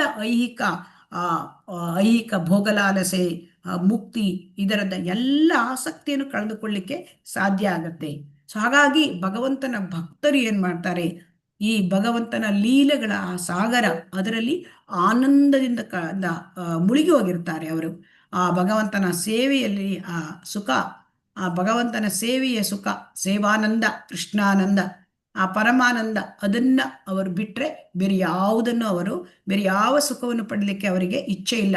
ಮೋಕ್ಷ ಸುಖವನ್ನು ಕೂಡ ಅವರು ಅಪೇಕ್ಷಿಸುವುದಿಲ್ಲ. ಅದನ್ನೇ ಹೇಳ್ತಾರೆ, ಮಹಾ ಅಮೃತಾಬ್ಧಿ ಪರಿವರ್ತ ಪರಿಶ್ರಮಣ ನಾ ಪರಿಲಶಂತಿ ಕೇಚಿದ್ ಅಪವರ್ಗ ಅಪೀಶ್ವರತೆ ಚರಣ ಸರೋಜ ಹಂಸ. ಅಂದರೆ ಅವರು ಅವನ ಭಗವಂತನ ಪಾದದಲ್ಲಿ ಹಂಸಗಳ ತರ ಅವರು, ಹಂಸ ಏನ್ ಮಾಡುತ್ತೆ ಅಂದರೆ ಅದು ನೀರನ್ನ ಬಿಟ್ಟು ಅದು ಹಾಲನ್ನಷ್ಟೇ, 2 ಮಿಶ್ರಣ ಕೊಟ್ಟರೆ ಹಾಲನ್ನಷ್ಟೇ ಸೇವಿಸುತ್ತದೆ ಅಲ್ವಾ. ಹರೇ ಕೃಷ್ಣ. ಸೊ ಅದೇ ತರಹ ಹಂಸ ಯಾವಾಗಲೂ ಆ ಕಮಲದ ದಂಟಿನಲ್ಲಿ ಅದು ಆನಂದ ಪಡ್ತಾ ಇರುತ್ತದೆ. ಅದೇ ರೀತಿ ಭಕ್ತರು ಕೂಡ ಭಗವಂತನ ಪಾದ ಕಮಲದಲ್ಲಿ ಆ ಭಗವಂತನ ಸೇವೆ ಮಾಡುವ ಆನಂದವನ್ನು ಅನುಭವಿಸ್ತಾ ಇರ್ತಾರೆ. ಅದನ್ನು ಬಿಟ್ಟು ಅವರು ಅದರಲ್ಲಿಯೇ ಆನಂದ, ತಮ್ಮ ಸ್ವತಃ ಐಹಿಕ ಬದುಕನ್ನು ಅವರು ತೊರೆದು ಬಿಡ್ತಾರೆ. ಅಂತ ಭಕ್ತಿ ಮಾರ್ಗಕ್ಕೆ ಶುದ್ಧ ಭಕ್ತರಾದವರು ಅವ್ರು ಏನ್ ಮಾಡ್ತಾರೆ, ಈ ಸಾಮಾನ್ಯ ಜೀವನದ, ಈ ಕುಟುಂಬ ಜೀವನದ ಆಕರ್ಷಣೆಯನ್ನು ಅವರು ಕಳ್ಕೊಂಡ್ಬಿಡ್ತಾರೆ. ಸೊ ಆ ಗುರು ಶಿಷ್ಯ ಪರಂಪರೆಯಲ್ಲಿ ವೈಷ್ಣವರ ಸಾಧುಗಳ ಸಂಘ, ಅದೇ ಅವರಿಗೆ ನಿಜವಾದ ಕುಟುಂಬ ಆಗತ್ತೆ. ಸೊ ಇದನ್ನ ಈ ಕುಟುಂಬ, ಆ ಸಾಧುಗಳ ಕುಟುಂಬದಲ್ಲಿ, ಆ ಭಕ್ತರ ಕುಟುಂಬ ಅಂದರೆ ಸಾಧುಗಳ ಸಂಘ, ಅದರಲ್ಲಿ ಈ ಶುಕಮುನಿಗಳಂತಹ ಒಂದು ವ್ಯಕ್ತಿತ್ವದ ಹಂಸದಂತ ಇರ್ತಕ್ಕಂಥ ಶುಕಮುನಿಗಳು ಅವರ ಕೂಡ ಇರ್ತಾರೆ. ಸೊ ಹಾಗಾಗಿ ಈ ಮಹಿಮಾನ್ವಿತರ ಒಂದು ಸಂಘದಲ್ಲಿ ಶುದ್ಧ ಭಕ್ತನಾದವನು ಭಗವಂತನ ಪಾದ ಕಮಲಗಳ ಸೇವೆಯಲ್ಲಿ ಅಮೃತ ಇದೆ, ಆ ಅಮೃತದ ಸವಿಯನ್ನು ಅವನು ಸವಿತಾ ಇರ್ತಾನೆ. ಸೊ ಆದ್ದರಿಂದ ಇಂತಹ ಈ ಭಗವಂತನ ಲೀಲೆಗಳ ಕಥೆಗಳ ಕಥಾಶ್ರವಣ, ಸೊ ಭಗವತ್ ಕಥಾಶ್ರವಣ, ಸೊ ಅದರಲ್ಲಿ ಅಮಿತವಾದ ಆನಂದವನ್ನು ಪಡೀತಾನೆ ಭಕ್ತನಾದವನು. ಸೊ ಅಂತಹ ಅಪರೂಪದ ಪುಣ್ಯಾತ್ಮರು, ಅವರಿಗೆ ಧರ್ಮ, ಅರ್ಥ, ಕಾಮ, ಮೋಕ್ಷ ಇವು ತೃಣಕ್ಕಿಂತ ಹೆಚ್ಚಲ್ಲ, ತೃಣಕ್ಕಿಂತ ಮಹತ್ವವಲ್ಲ, ತೃಣಕ್ಕೆ ಸಮಾನ ಅಂತ ಅವರಿಗೆ. ಇದನ್ನೇ ಇಲ್ಲಿ ವೇದಗಳು ಸಾಕಾರ ರೂಪ, ಅದನ್ನು ಅವರು ಭಗವಂತನ ಪ್ರಾರ್ಥನೆ ಮಾಡುವಾಗ ಅದನ್ನು ಹೇಳ್ತಾರೆ. ಹರೇ ಕೃಷ್ಣ. ಹರೇ ಕೃಷ್ಣ ಮಾತಾಜಿ. ಶ್ರೀಮದ್ ಭಾಗವತದ 11ನೇ ಸ್ಕಂದದಲ್ಲಿ 20ನೇ ಅಧ್ಯಾಯ ಶ್ಲೋಕ 34 ಭಗವಾನ್ ಕೃಷ್ಣನ ಉದ್ಧವನನ್ನು ಕುರಿತು ಹೀಗನ್ನುತ್ತಾನೆ. ಪ್ರಿಯ ಉದ್ಧವ, ಸಂಪೂರ್ಣವಾಗಿ ನನ್ನ ಸೇವೆಯನ್ನು ಆಶ್ರಯಿಸಿರುವ ಭಕ್ತರು ಭಕ್ತಿ ಸೇವೆಯಲ್ಲಿ ಎಷ್ಟು ದೃಢ ಮನಸ್ಕರೆಂದರೆ ಅವರಿಗೆ ಬೇರೊಂದು ಅಪೇಕ್ಷೆ ಇಲ್ಲ. 4 ಆಧ್ಯಾತ್ಮಿಕ ಸಿದ್ಧಿಗಳನ್ನು ಅವರಿಗೆ ನೀಡಿದಾಗಲೂ ಅವರು ಅದನ್ನು ನಿರಾಕರಿಸುತ್ತಾರೆ ಎಂದ ಮೇಲೆ ಐಹಿಕ ಜಗತ್ತಿನಲ್ಲಿ ಎಲ್ಲವನ್ನೂ ನಿರಾಕರಿಸುತ್ತಾರೆಂದು ಬೇರೆಯಾಗಿ ಹೇಳಬೇಕೇನೋ. ಅದೇ ರೀತಿ ಭಾಗವತದ 11ನೇ ಸ್ಕಂದದಲ್ಲಿ 14ನೇ ಅಧ್ಯಾಯ ಶ್ಲೋಕ 14 ಭಗವಾನ್ ಕೃಷ್ಣನ ಉದ್ಧವನನ್ನು ಕುರಿತು ಹೀಗೆನ್ನುತ್ತಾನೆ. ಪ್ರಿಯ ಉದ್ಧವ, ಯಾರ ಮನಸ್ಸು ಹಾಗೂ ಕಾರ್ಯಗಳು ಸಂಪೂರ್ಣವಾಗಿ ನನ್ನನ್ನೇ ಚಿಂತಿಸುತ್ತಿವೆಯೋ ಅಂತಹ ವ್ಯಕ್ತಿಯು ಬ್ರಹ್ಮನ ಸ್ಥಾನವನ್ನಾಗಲಿ ಇಂದ್ರನ ಸ್ಥಾನವನ್ನಾಗಲಿ ಗ್ರಹಲೋಕಗಳ ಒಡೆತನವನ್ನಾಗಲಿ ಅಷ್ಟ ಸಿದ್ಧಿಗಳಾಗಲಿ ಕೊನೆಗೆ ಮುಕ್ತಿಯನ್ನಾಗಲಿ ಬಯಸುವುದಿಲ್ಲ. ಶ್ರೀಮದ್ ಭಾಗವತದ 12ನೇ ಸ್ಕಂದದಲ್ಲಿ 10ನೇ ಅಧ್ಯಾಯ ಶ್ಲೋಕ 6 ಶಿವನು ಪಾರ್ವತಿ ದೇವಿಯನ್ನು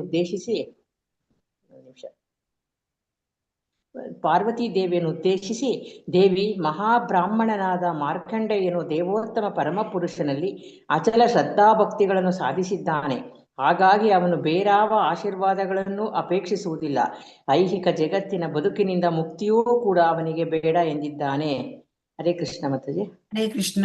ಈ ಶ್ಲೋಕದಲ್ಲಿ ಈ ಒಂದು ಪ್ಯಾರಾದಲ್ಲಿ ಶ್ರೀಲ ಪ್ರಭುಪಾದರು 3 ಶ್ಲೋಕಗಳನ್ನ ಕೋಟ್ ಮಾಡಿದ್ದಾರೆ. ಭಾಗವತದ 11ನೇ ಅಧ್ಯಾಯದ 2 ಶ್ಲೋಕಗಳು ಮತ್ತೆ ಒಂದು 12ನೇ ಸ್ಕಂದದ ಶ್ಲೋಕ. ಹಾಗಾಗಿ ಈ ಒಂದು ಅಧ್ಯಾಯದಲ್ಲಿ ಶ್ರೀಮದ್ ಭಾಗವತದ ಎಲ್ಲ ಅಧ್ಯಾಯದ ಶ್ಲೋಕಗಳು ಕೂಡ ಕೊಟ್ಟಿದ್ದಾರೆ.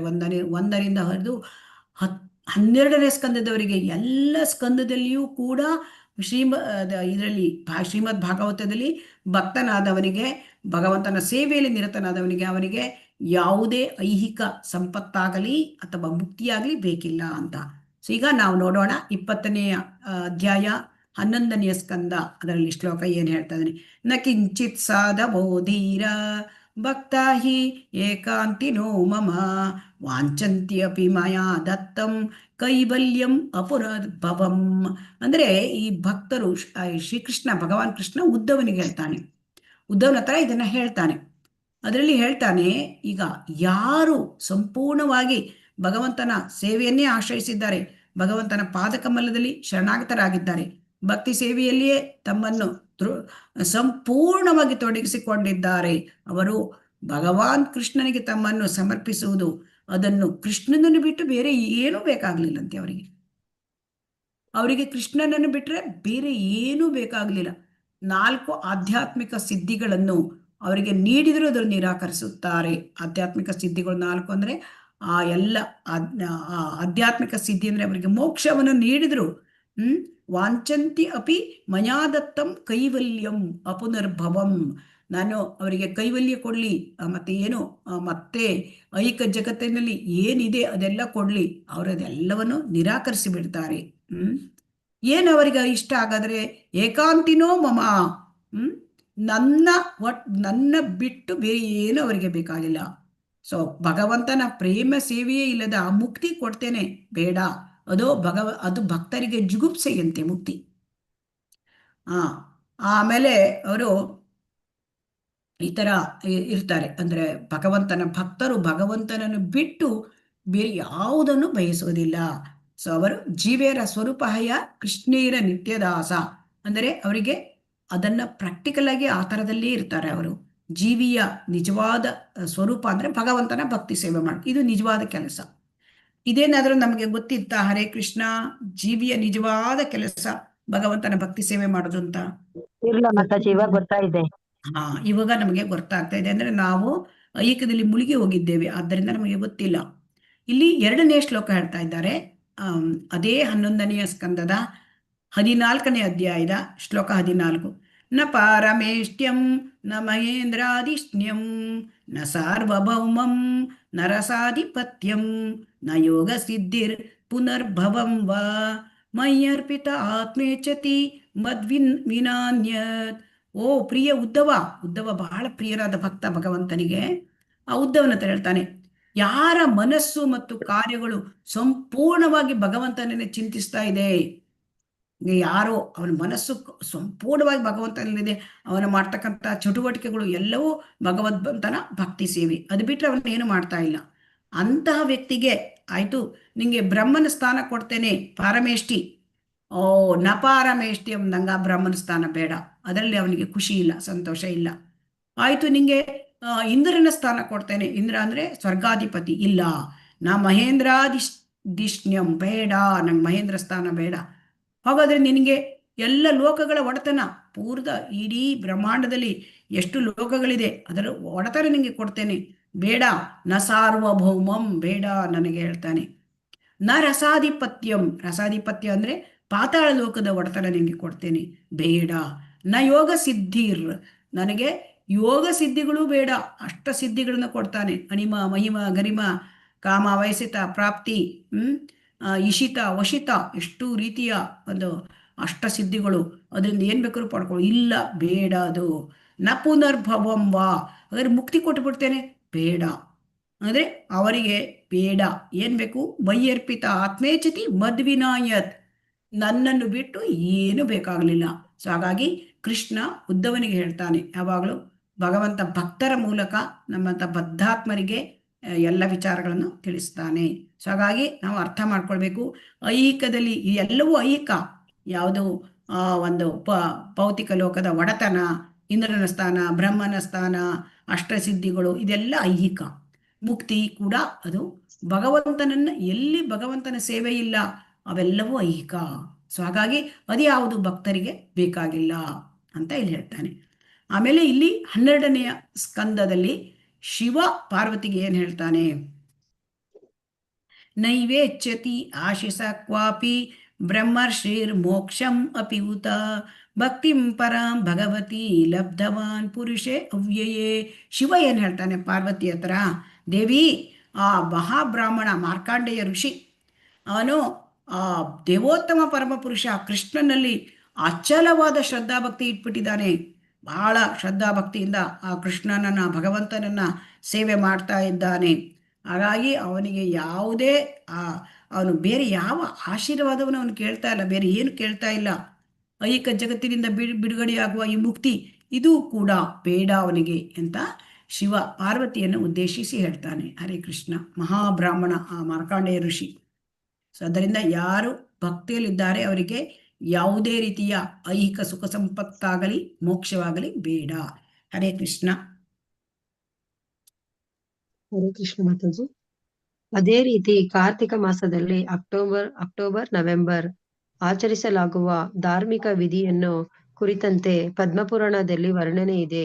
ಕಾರ್ತಿಕದಲ್ಲಿ ದಿನಂಪ್ರತಿ ಕೃಷ್ಣನನ್ನು ಅವನ ದಾಮೋದರದ ರೂಪದಲ್ಲಿ ಪೂಜಿಸುವುದು ವೃಂದಾವನದಲ್ಲಿ ವಾಡಿಕೆ.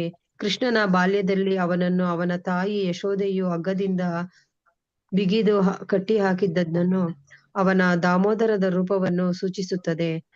ದಾಮ ಎಂದರೆ ಹಗ್ಗಗಳು ಹಾಗೂ ಉದರ ಎಂದರೆ ಹೊಟ್ಟೆ. ತಾಯಿ ಯಶೋದೆಯು ತನ್ನ ತುಂಟ ಮಗನ ಚೇಷ್ಟೆಗಳಿಂದ ಕೋಪಗೊಂಡು ಕೃಷ್ಣನ ಹೊಟ್ಟೆಗೆ ಹಗ್ಗ ಬಿಗಿದು ಕಟ್ಟಿ ಹಾಕಿದಳು. ಈ ಕಾರಣ ಕೃಷ್ಣನಿಗೆ ದಾಮೋದರ ಎಂದು ಹೆಸರು ಬಂದಿದೆ. ಕಾರ್ತಿಕ ಮಾಸದಲ್ಲಿ ದಾಮೋದರನನ್ನು ಕುರಿತು ಹೀಗೆಂದು ಪ್ರಾರ್ಥಿಸಲಾಗುತ್ತದೆ. ಪ್ರಿಯ ಪ್ರಭುವೆ, ನೀನು ಸಕಲಕ್ಕೆಲ್ಲಕ್ಕೂ ಒಡೆಯ, ಸಕಲ ವರಪ್ರದಾಯಕ, ಅವರವರ ಭಕ್ತರಿಗೆ ಆಗಾಗ ವರಗಳನ್ನು ದಯಪಾಲಿಸುವ ಬ್ರಹ್ಮ ಹಾಗೂ ಶಿವನಂತಹ ಅನೇಕ ದೇವತೆಗಳಿದ್ದಾರೆ. ಉದಾಹರಣೆ, ರಾವಣನಿಗೆ ಶಿವನು ಅನೇಕ ವರಗಳನ್ನು ದಯಪಾಲಿಸಿದ. ಹಿರಣ್ಯಕಶಿಪುವಿಗೆ ಬ್ರಹ್ಮನ ಆಶೀರ್ವಾದವಿತ್ತು. ಆದರೆ ಬ್ರಹ್ಮ ಹಾಗೂ ಶಿವನು ಭಗವಾನ್ ಕೃಷ್ಣನು ನೀಡುವ ವರಗಳನ್ನು ಅವಲಂಬಿಸಿಕೊಂಡಿದ್ದಾರೆ. ಆದ್ದರಿಂದ ಕೃಷ್ಣನನ್ನು ಎಲ್ಲಾ ಪರೋಪಕಾರಿಗಳ ಪ್ರಭು ಎಂದು ಸಂಬೋಧಿಸಲಾಗುತ್ತದೆ. ಹರೇ ಕೃಷ್ಣ ಮಾತಾಜಿ. ಹಾಗೆ ಹರೇ ಕೃಷ್ಣ. ಇನ್ಯಾದ್ರೂ ಬೇರೆಯವರು ಓದಿ. ಹರೇ ಕೃಷ್ಣ ಮಾತಾಜಿ. ಹೀಗಾಗಿ ಭಗವಾನ್ ಕೃಷ್ಣನು ಅವನ ಭಕ್ತರಿಗೆ ಬೇಕಾದದ್ದೆಲ್ಲವನ್ನೂ ನೀಡಬಲ್ಲ. ಹೀಗಿದ್ದು ಭಕ್ತನ ಪ್ರಾರ್ಥನೆಯಂತೂ ಮುಂದುವರಿದೇ ಇರುತ್ತದೆ. ನಾನು ಮುಕ್ತಿಯನ್ನಾಗಲಿ ಅಥವಾ ಮುಕ್ತಿಯವರೆಗೆ ಐಹಿಕ ಸೌಲಭ್ಯವನ್ನಾಗಲಿ ಬೇಡುವುದಿಲ್ಲ. ನಾನು ನಿಜವಾಗಿ ಬಯಸುವುದೇನೆಂದರೆ, ನಾನು ನಿನ್ನನ್ನು ಈಗಿನ ದಾಮೋದರ ರೂಪದಲ್ಲಿ ಸದಾ ಕಾಣುತ್ತಿರಬೇಕು. ನೀನು ಎಷ್ಟು ಸುಂದರನೂ ಮನೋಹರನೂ ಆಗಿದ್ದೀ ಎಂದರೆ ಈ ನಿನ್ನ ಅದ್ಭುತ ದಾಮೋದರ ರೂಪವೊಂದರ ಹೊರತು ಬೇರೊಂದು ನನಗೆ ಬೇಡ. ಇದೇ ಪ್ರಾರ್ಥನೆಯಲ್ಲಿ ಇನ್ನೂ ಒಂದು ವಿರಿಚ್ಛೇದವಿದ್ದು ಅದು ಹೀಗಿದೆ: ಪ್ರಭು ದಾಮೋದರನೇ, ಒಮ್ಮೆ ನೀನು ನಂದ ಮಹಾರಾಜನ ಮನೆಯಲ್ಲಿ ತುಂಟಾಟ ಆಡುತ್ತಿದ್ದಾಗ ಮೊಸರು ತುಂಬಿದ ಗಡಿಗೆಯನ್ನು ಒಡೆದು ಹಾಕಿಬಿಟ್ಟೆ. ಆ ಕಾರಣ ಮಾತೆ ಯಶೋದೆಯು ನಿನ್ನನ್ನು ತಪ್ಪಿತಸ್ಥನೆಂದು ಎಣಿಸಿ ಹಗ್ಗಗಳಿಂದ ಬಿಗಿದು ಒರಳಿಗೆ ಕಟ್ಟಿ ಹಾಕಿದಳು. ಆ ಹೊತ್ತಿನಲ್ಲಿ ಕುಬೇರನ ಇಬ್ಬರು ಪುತ್ರರಾದ ನಲಕೂಬರ ಹಾಗೂ ಮಣಿಗ್ರೀವ ಎಂಬುವರ ನಂದ ಮಹಾರಾಜನ ಅರಮನೆಯ ಅಂಗಳದಲ್ಲಿ ಅರ್ಜುನ ವೃಕ್ಷಗಳಾಗಿ ನಿಂತಿದ್ದರು. ನೀನವರನ್ನು ಉದ್ಧರಿಸಿದೆ. ಹೀಗೆ ನನ್ನ ಹೀಗೆ ನಿನ್ನ ಕರುಣಾಪೂರಿತ ಲೀಲೆಗಳಿಂದ ಆ ಸಹೋದರರನ್ನು ಉದ್ಧರಿಸಿದಂತೆ ನನ್ನನ್ನು ಉದ್ಧರಿಸು ಎಂಬುದೇ ನನ್ನ ಭಿನ್ನಹ. ಧನ್ಯವಾದಗಳು ಮಾತಾಜಿ. ಹರೇ ಕೃಷ್ಣ. ಸೊ ಇಲ್ಲಿ ಕಾರ್ತಿಕ ಮಾಸ ಈಗ ನಡೀತಾ ಇರೋದು ಕಾರ್ತಿಕ ಮಾಸ. ಸೊ ಈ ಸಮಯದಲ್ಲಿ ನಮಗೆ ಇದನ್ನು ಓದಲಿಕ್ಕೆ ಸಿಕ್ಕಿದೆ. ಹರೇ ಕೃಷ್ಣ. ಸೊ ಇದು ಈ ಕಾರ್ತಿಕ ಮಾಸ ಬಹಳ ಶ್ರೇಷ್ಠವಾದದ್ದು. ಇದು ಇಲ್ಲಿ ದಿನಂಪ್ರತಿ ಕೃಷ್ಣ ಆನನ್ನು ದಾಮೋದರ ರೂಪದಲ್ಲಿ ಪೂಜಿಸಬೇಕು. ದಾಮ ಅಂದರೆ ಹಗ್ಗ, ಉದರ ಅಂದರೆ ಹೊಟ್ಟೆ. ಸೊ ಆ ಯಶೋಧ ಮಾತೆ ಕೃಷ್ಣನನ್ನು ಹುಡುಗನಾಗಿದ್ದಾಗ, ಚಿಕ್ಕ ಹುಡುಗನಾಗಿದ್ದಾಗ ಅವನನ್ನು ತುಂಟತನದಿಂದ ಮಾಡ್ತಿದ್ದ. ಆ ತುಂಟ ಚೇಷ್ಟೆಯಿಂದಾಗಿ ಅವನನ್ನು ಹೊಟ್ಟೆಗೆ ಹಗ್ಗ ಬಿದ್ದು ಕಟ್ಟಾಗ್ಲಿ. ಭಗವಂತ ಅನಂತ, ಅವನನ್ನು ಕಟ್ಟಲಿಕ್ಕೆ ಸಾಧ್ಯ ಇಲ್ಲ. ಆದರೂ ಆ ಹಗ್ಗ ಅಂದರೆ ಪ್ರೀತಿಯ ಹಗ್ಗದಿಂದ ಕಟ್ಟಲಾಗಿದೆ. ಅವನಿಗೆ ಎಷ್ಟು ಹಗ್ಗ ತಂದ್ರು, ಮನೇಲಿದ್ದಿದ್ದು ಎಂಥ ಹಗ್ಗ ತರಲಿ, ಊರೊಳಗಿದ್ದು ಎಲ್ಲ ಹಗ್ಗ ತಂದ್ರು 2 ಬೆಟ್ಟಷ್ಟು ಕಡಿಮೆ ಆಗ್ತಾ ಇತ್ತು. ಅದೊಂದರೆ ಅದಕ್ಕೆ ಆಮೇಲೆ ಕೃಷ್ಣನೇ ಮಣಿದ. ಅವನಿಗೆ ಆಯಿತು, ತಾಯಿ ಪ್ರೀತಿಗೆ ನಾನು ಕಟ್ಟಿಸ್ಕೊಳ್ತೇನೆ ಅಂತ. ಯಾಕಂದ್ರೆ ಭಗವಂತ ಅನಂತವಾಗಿದ್ದು ನಾವು ಕಟ್ಟಲಿಕ್ಕಾಗತ್ತಾ? ಇಲ್ಲ. ಆದರೆ ಭಕ್ತರ ಪ್ರೀತಿ, ಪ್ರೇಮ ಅದರ ಮುಂದೆ ಬೇರೆ ಇಲ್ಲ.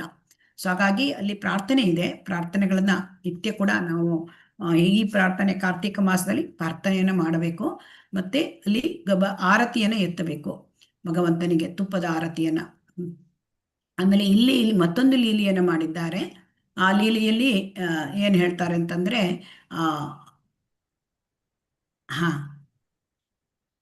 ಇನ್ನೊಂದು ಹೇಳ್ತಾರೆ. ವರಂ ದೇವ ಮೋಕ್ಷಾಂ ನ ಮೋಕ್ಷಾವಧಿಂಬ ನ ಚಾನ್ಯಂ ವೃಣೀಹಂ ವರೇಶಾದಪೀಹ ಇದಂ ತೇ ವಪುರ್ನಾಥ ಗೋಪಾಲ ಬಾಲಂ ಸದಾ ಮೇ ವಿರಸ್ತ್ಯಾಂ ಕಿಮನ್ಯೈಹಿ. ಅಂದ್ರೆ ಭಕ್ತ ದಾಮೋದರನಿಗೆ ಏನ್ ಪ್ರಾರ್ಥನೆ ಮಾಡ್ತಾನೆ ಅಂತಂದ್ರೆ, ನನಗೆ ಮುಕ್ತಿ ಬೇಡ, ಮುಕ್ತಿಯವರೆಗೆ ಇರ್ತಕ್ಕಂಥ ಐಹಿಕ ಸುಖ ಸೌಲಭ್ಯಗಳು ನನಗೆ ಬೇಡ. ಹಾಗಾದ್ರೆ ಬಯಸುವುದು ಏನು? ನಿನ್ನನ್ನು ಆ ದಾಮೋದರ ರೂಪದಲ್ಲಿ ಸದಾ ನೋಡ್ಲಿಕ್ಕೆ ಬಯಸ್ತೇನೆ. ಅಂದ್ರೆ ಭಗವಂತ ನಿನ್ನ ದರ್ಶನವನ್ನು ಸದಾ ನನಗೆ ಕೊಡ್ತಾರು. ಆ ದಾಮೋದರ ರೂಪ ಅಷ್ಟು ಸುಂದರವಾಗಿದೆ. ಮನಮೋಹಕನು ನೀನು ಆಗಿದ್ದೀಯ ಅಂದ್ರೆ ನನಗೆ ಆ ದಾಮೋದರ ರೂಪ ಬಿಟ್ಟು ಬೇರೆ ಏನು ಬೇಕಾಗಿಲ್ಲ ಅಂತ ಹೇಳ್ತಾನೆ. ಇಲ್ಲಿ ಇನ್ನೊಂದು ಕತೆ ಇದೆ. ಅದೇ ದಾಮೋದರ ಮಾಸದಲ್ಲಿ ಆಗ್ತಕ್ಕಂಥ ಲೀಲೆ. ಅದು ಕುಬೇರನ 2 ಮಕ್ಕಳಿದ್ರು. ಅಂದ್ರೆ ಮಣಿಗ್ರೀವ, ನಳಕುವರ ಅಂತ. ಅವರು ಬಹಳ ಗರ್ವಿಷ್ಠರಾಗಿದ್ರು. ಯಾಕಂದ್ರೆ ಅಷ್ಟು ಹಣ ಸಂಪತ್ತಿನಿಂದಾಗಿ ಗರ್ವಿಷ್ಠರಾಗಿದ್ರು.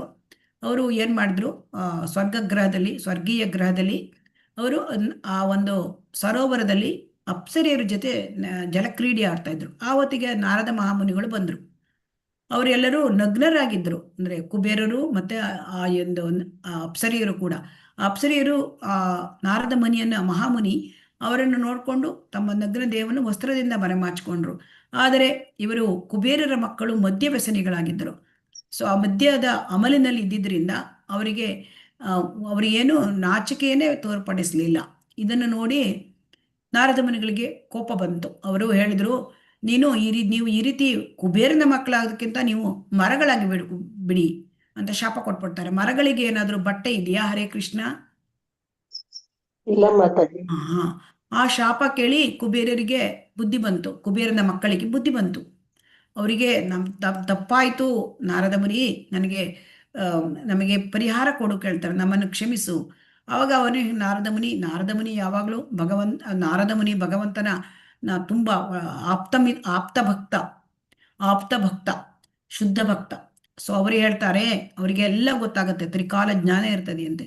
ನೀವು ಮುಂದೆ ನಂದ ಮಹಾರಾಜನ ಮನೆ ಅಲ್ಲಿ ಕೃಷ್ಣ, ಭಗವಂತ ಕೃಷ್ಣ ಅಲ್ಲಿ ಅವತಾರ ಮಾಡ್ತಾನೆ. ಸ್ವಯಂ ಕೃಷ್ಣನೇ ನಂದ ಮಹಾರಾಜನ ಸಾಕು ಮಗನಾಗಿ ಬರ್ತಾನೆ. ಅವನ ಅಂಗಳದ ಎದುರಿನಲ್ಲಿ ನೀವು ವೃಕ್ಷಗಳಾಗಿ ನಿಂತಿರ್ತೀರಿ. 5000 ವರ್ಷ ನಿಂತಿದ್ರಂತೆ ಅವರು ವೃಕ್ಷವಾಗಿ. ನಿಂತಿರ್ತೀರಿ. ಆ ನಂದ ಮಹಾರಾಜನ ಮಗ ಕೃಷ್ಣ ಅವನು ಬಂದು ನಿಮ್ಮನ್ನು ಉದ್ಧರಿಸುತ್ತಾನೆ. ಸೊ ಹಾಗಾಗಿ ಆ ಶಾಪ ಅವರಿಗೆ ವರವೇ ಆಯಿತು. ಯಾಕೆ? ಭಗವಂತನ ದರ್ಶನ ಅವರಿಗೆ ಆಯಿತು. ಯಾಕಂದರೆ ಕೃಷ್ಣನ ಅನುಗ್ರಹ ಸಿಕ್ಕುವಂಥ ಒಂದು ಸಂದರ್ಭ ಅವರಿಗೆ ಬಂತು. ಇಲ್ಲದಿದ್ದರೆ ಈ ನಾರದ ಮುನಿಗಳು ಏನು ಮಾಡಿದ್ರು ಭಗವಂತನ ಶುದ್ಧ ಭಕ್ತ ನಾರದರು ಎಲ್ಲರಿಗೂ ಕೂಡ ಅವರು ಕೃಷ್ಣನನ್ನು ಕರುಣಿಸ್ತಾರೆ. ಸೊ ಹಾಗಾಗಿ ಅವರ ಅನುಗ್ರಹದಿಂದ ಏನಾಯಿತು, ಆ ನಲಕುವರ ಮಣಿಗ್ರೀವರಿಗೆ ಎಷ್ಟು ಕೋಟಿ ವರ್ಷಗಟ್ಟಲೆ ಜನ ಎಲ್ಲ ಇದು ಮಾಡ್ತಾರೆ. ಅಂದರೆ ಭಗವಂತ ಪಡಿಬೇಕು ಅಂತ ಅವರು ಎಲ್ಲ ಮುನಿಗಳು ಎಲ್ಲ ಮಾಡ್ತಿರ್ತಾರೆ, ಆದರೆ ಸಿಕ್ಕೋದಿಲ್ಲ. ಸೊ ಆದರೆ ಇಲ್ಲಿ ನಳಕುವರ ಮಣಿಗ್ರೀವರಿಗೆ ನಾರದರ ಅನುಗ್ರಹದಿಂದ ಭಗವಂತನ ದರ್ಶನ ಆಯಿತು. ಸೊ ಅಂತ ಮತ್ತೆ ಅವರು ಕುಬೇರ ಪುತ್ರರು ಅರ್ಜುನ ವೃಕ್ಷಲಾಗಿದ್ದರಿಂದ ಆಮೇಲೆ ಅಲ್ಲಿಂದ ಮತ್ತೆ ಅವರಿಗೆ ಹಿಂದಿನ ಒಂದು ರೂಪವನ್ನೇ ಅವರು ಪಡ್ಕೊಂಡ್ರು. ಸೊ ಕುಬೇರರ ಪುತ್ರರು ಎಷ್ಟು ದೀರ್ಘಕಾಲ ನಿಂತಿದ್ದರೆಂದರೆ ನಾರದರ ಮಾತನ್ನ ನಾರದರು ಹೀಗೆ ಮಾತು ಕೊಟ್ಟಿದ್ದಾರೆ, ಕೃಷ್ಣ ಬಂದು ನಿಮಗೆ ಉದ್ಧಾರ ಮಾಡ್ತಾನೆ. ಅದಕ್ಕೆ ದಾಮೋದರ ಕಟ್ಟಿದ್ರು, ಒರಳಿಗೆ ಕಟ್ಟಿಬಿಟ್ಟಿದ್ಲು ತಾಯಿ. ಆದರೆ ಆ ಒರಳನ್ನೇ ಎಳ್ಕೊಂಡು ಹೋಗ್ತಾನೆ ಚಿಕ್ಕ ಮಗು ಕೃಷ್ಣ. ಆ ಕುಬೇರ ಪುತ್ರರ ಆ ಮರಗಳ ನಿಂತಿದ್ದ ಮರ ಕಡೆಗೆ ಅದು ಬರ್ತಾನೆ, ಉರುಳಿಸಿದ ಆ ಮರಗಳನ್ನೇ ಉರುಳಿಸಿದ. ಸೊ ಆ ಕುವರ ಮಣಿಗ್ರೀವರು ಅಲ್ಲಿಂದ ಹೊರಗೆ ಬಂದರು, ಮತ್ತೆ ಅವರು ಶ್ರೇಷ್ಠ ಭಕ್ತರಾದರು. ಇದನ್ನ ನಾವೀಗ ಒಂದು ಶ್ಲೋಕ ಏನಂತಂದ್ರೆ, ಕುಬೇರಾತ್ಮಜೌ ಬದ್ಧ ಮೂರ್ತ್ಯೈವ ಯದ್ವತ್ ತ್ವಯಾ ಮೋಚಿತೌ ಭಕ್ತಿ ಭಾಜೌ ಕೃತೌ ಚ ತಥಾ ಪ್ರೇಮ ಭಕ್ತಿ ಸ್ವಕಾಮ್ಯೆ ಪ್ರಯಚ್ಛ ನ ಮೋಕ್ಷೇ ಗ್ರಹೋ ಮೇಸ್ತಿ ದಾಮೋದರೇಹ.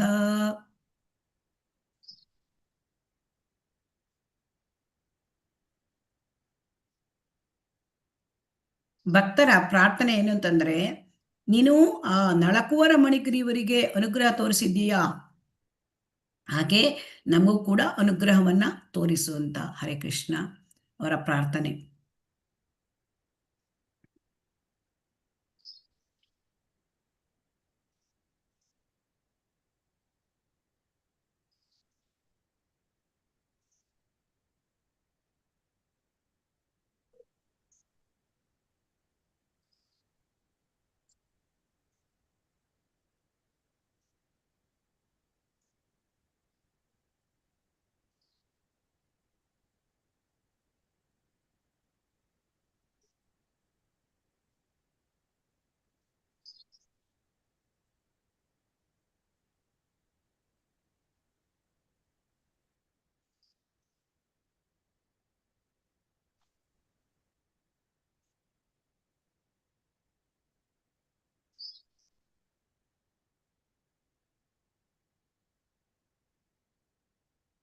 ಹರೇ ಕೃಷ್ಣ. ಇಲ್ಲಿ ಕಾಣ್ತಾ ಇದೆಯಾ ಸ್ಕ್ರೀನ್? ಹರೇ ಕೃಷ್ಣ.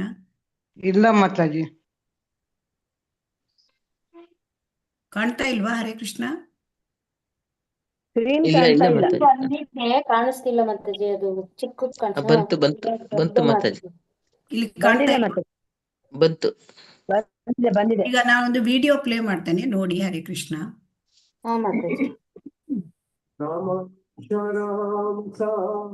ಚಿದಾನಂದ ರೂಪ ಲಸಕುಂಡಲಂಗೋ ಕುಲೇ ಭಜಮಾನ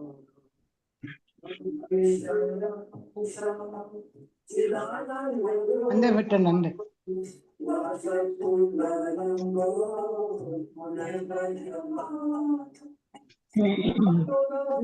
ಹೆಸರು ಬೇಡಪ್ಪ, ಹೆಸರು ಬೇಡ.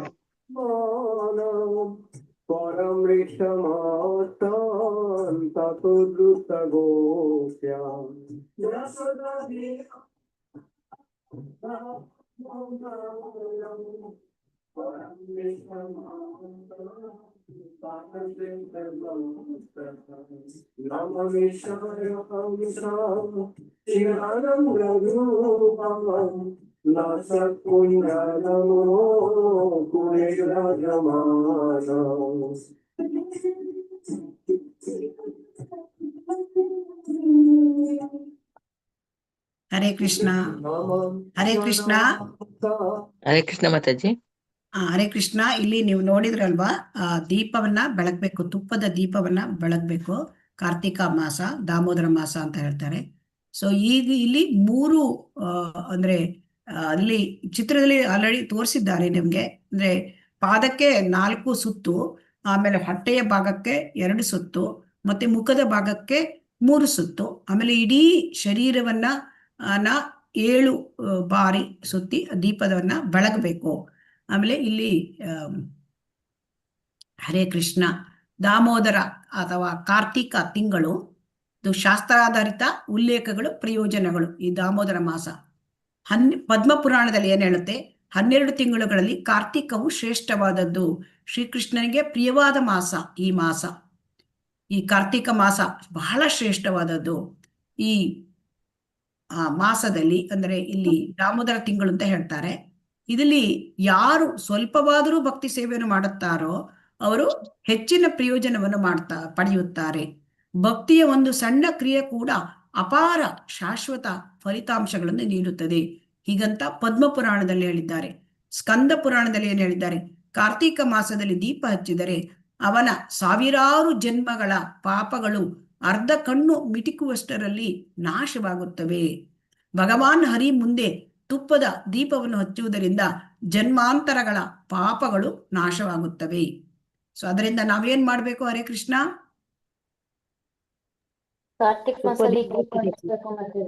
ಈಗ ಕಾರ್ತಿಕ ಮಾಸ ನಡೀತಾ ಇದೆ. ಹರೇ ಕೃಷ್ಣ. ಹೌದು ಮಾತಾಜಿ, ನಡೀತಾ ಇದೆ. ಬೆಳಿಗ್ಗೆ ಸಂಜೆ ತುಪ್ಪದ ದೀಪದಿಂದ ಬೆಳಗಬೇಕು. ಹರಿಭಕ್ತಿ ವಿಲಾಸದಲ್ಲಿ ಏನ್ ಹೇಳ್ತಾರೆ ನೋಡೋಣ. ಕಾರ್ತಿಕ ಮಾಸದಲ್ಲಿ ಪ್ರತಿದಿನ ಭಗವಾನ್ ದಾಮೋದರನನ್ನು ಪೂಜಿಸಬೇಕು ಮತ್ತು ಅವನಿಗೆ ದೀಪವನ್ನು ಅರ್ಪಿಸಬೇಕು. ಹಾಗೆ ಮಾಡುವುದರಿಂದ ಭಗವಾನ್ ಹರಿಯ ನಿವಾಸವನ್ನು ಪಡೆಯುತ್ತಾನೆ. ಯಾರು ಕಾರ್ತಿಕ ಮಾಸದಲ್ಲಿ ಭಗವಾನ್ ದಾಮೋದರನನ್ನು ಪೂಜೆ ಮಾಡ್ತಾರೆ, ಭಗವಾನ್ ದಾಮೋದರನಿಗೆ ದೀಪವನ್ನು ಅರ್ಪಣೆ ಮಾಡ್ತಾರೆ, ಅವರು ಭಗವಾನ್ ಹರಿಯ ನಿವಾಸವನ್ನು ಪಡೆಯುತ್ತಾರೆ. ಒಂದೇ ಒಂದು ದೀಪವನ್ನು ಅರ್ಪಿಸುವುದರಿಂದ ಒಬ್ಬರು ಆಧ್ಯಾತ್ಮಿಕ ಜಗತ್ತನ್ನು ವೈಕುಂಠ ತಲುಪುತ್ತಾರೆ ಎಂದು ಖಚಿತಪಡಿಸುತ್ತದೆ. ನೋಡಿ, ಹರೇ ಕೃಷ್ಣ. ಒಂದು ದೀಪ ಹಚ್ಚಿದರೆ ಸಾಕಂತೆ ಪ್ರತಿನಿತ್ಯ. ನಾರದ ಪುರಾಣ ಏನ್ ಹೇಳ್ತದೆ ನೋಡೋಣ. ಕಾರ್ತಿಕ ಮಾಸವು ಶ್ರೀಹರಿ ಅವರಿಗೆ ಅತ್ಯಂತ ಪ್ರಿಯವಾದದ್ದು. ಈ ಸಮಯದಲ್ಲಿ ಅವನನ್ನು ಸ್ವಲ್ಪವಾದರೂ ಪೂಜಿಸುವವರಿಗೆ ಇತರ ಸಮಯಗಳಿಗಿಂತ 1000 ಪಟ್ಟು ಹೆಚ್ಚಿನ ಫಲ ಸಿಗುತ್ತದೆ. ಹಾಗಾಗಿ ನಾವು ಕಾರ್ತಿಕ ಮಾಸದ ಪೂಜೆಯನ್ನ ಅರ್ಪಣೆ ಮಾಡೋದು, ತುಪ್ಪದ ದೀಪವನ್ನ ನಾವು ಸ್ವಲ್ಪವೂ ಕೂಡ ತಪ್ಪಿಸಬಾರದು. ಹರೇ ಕೃಷ್ಣ.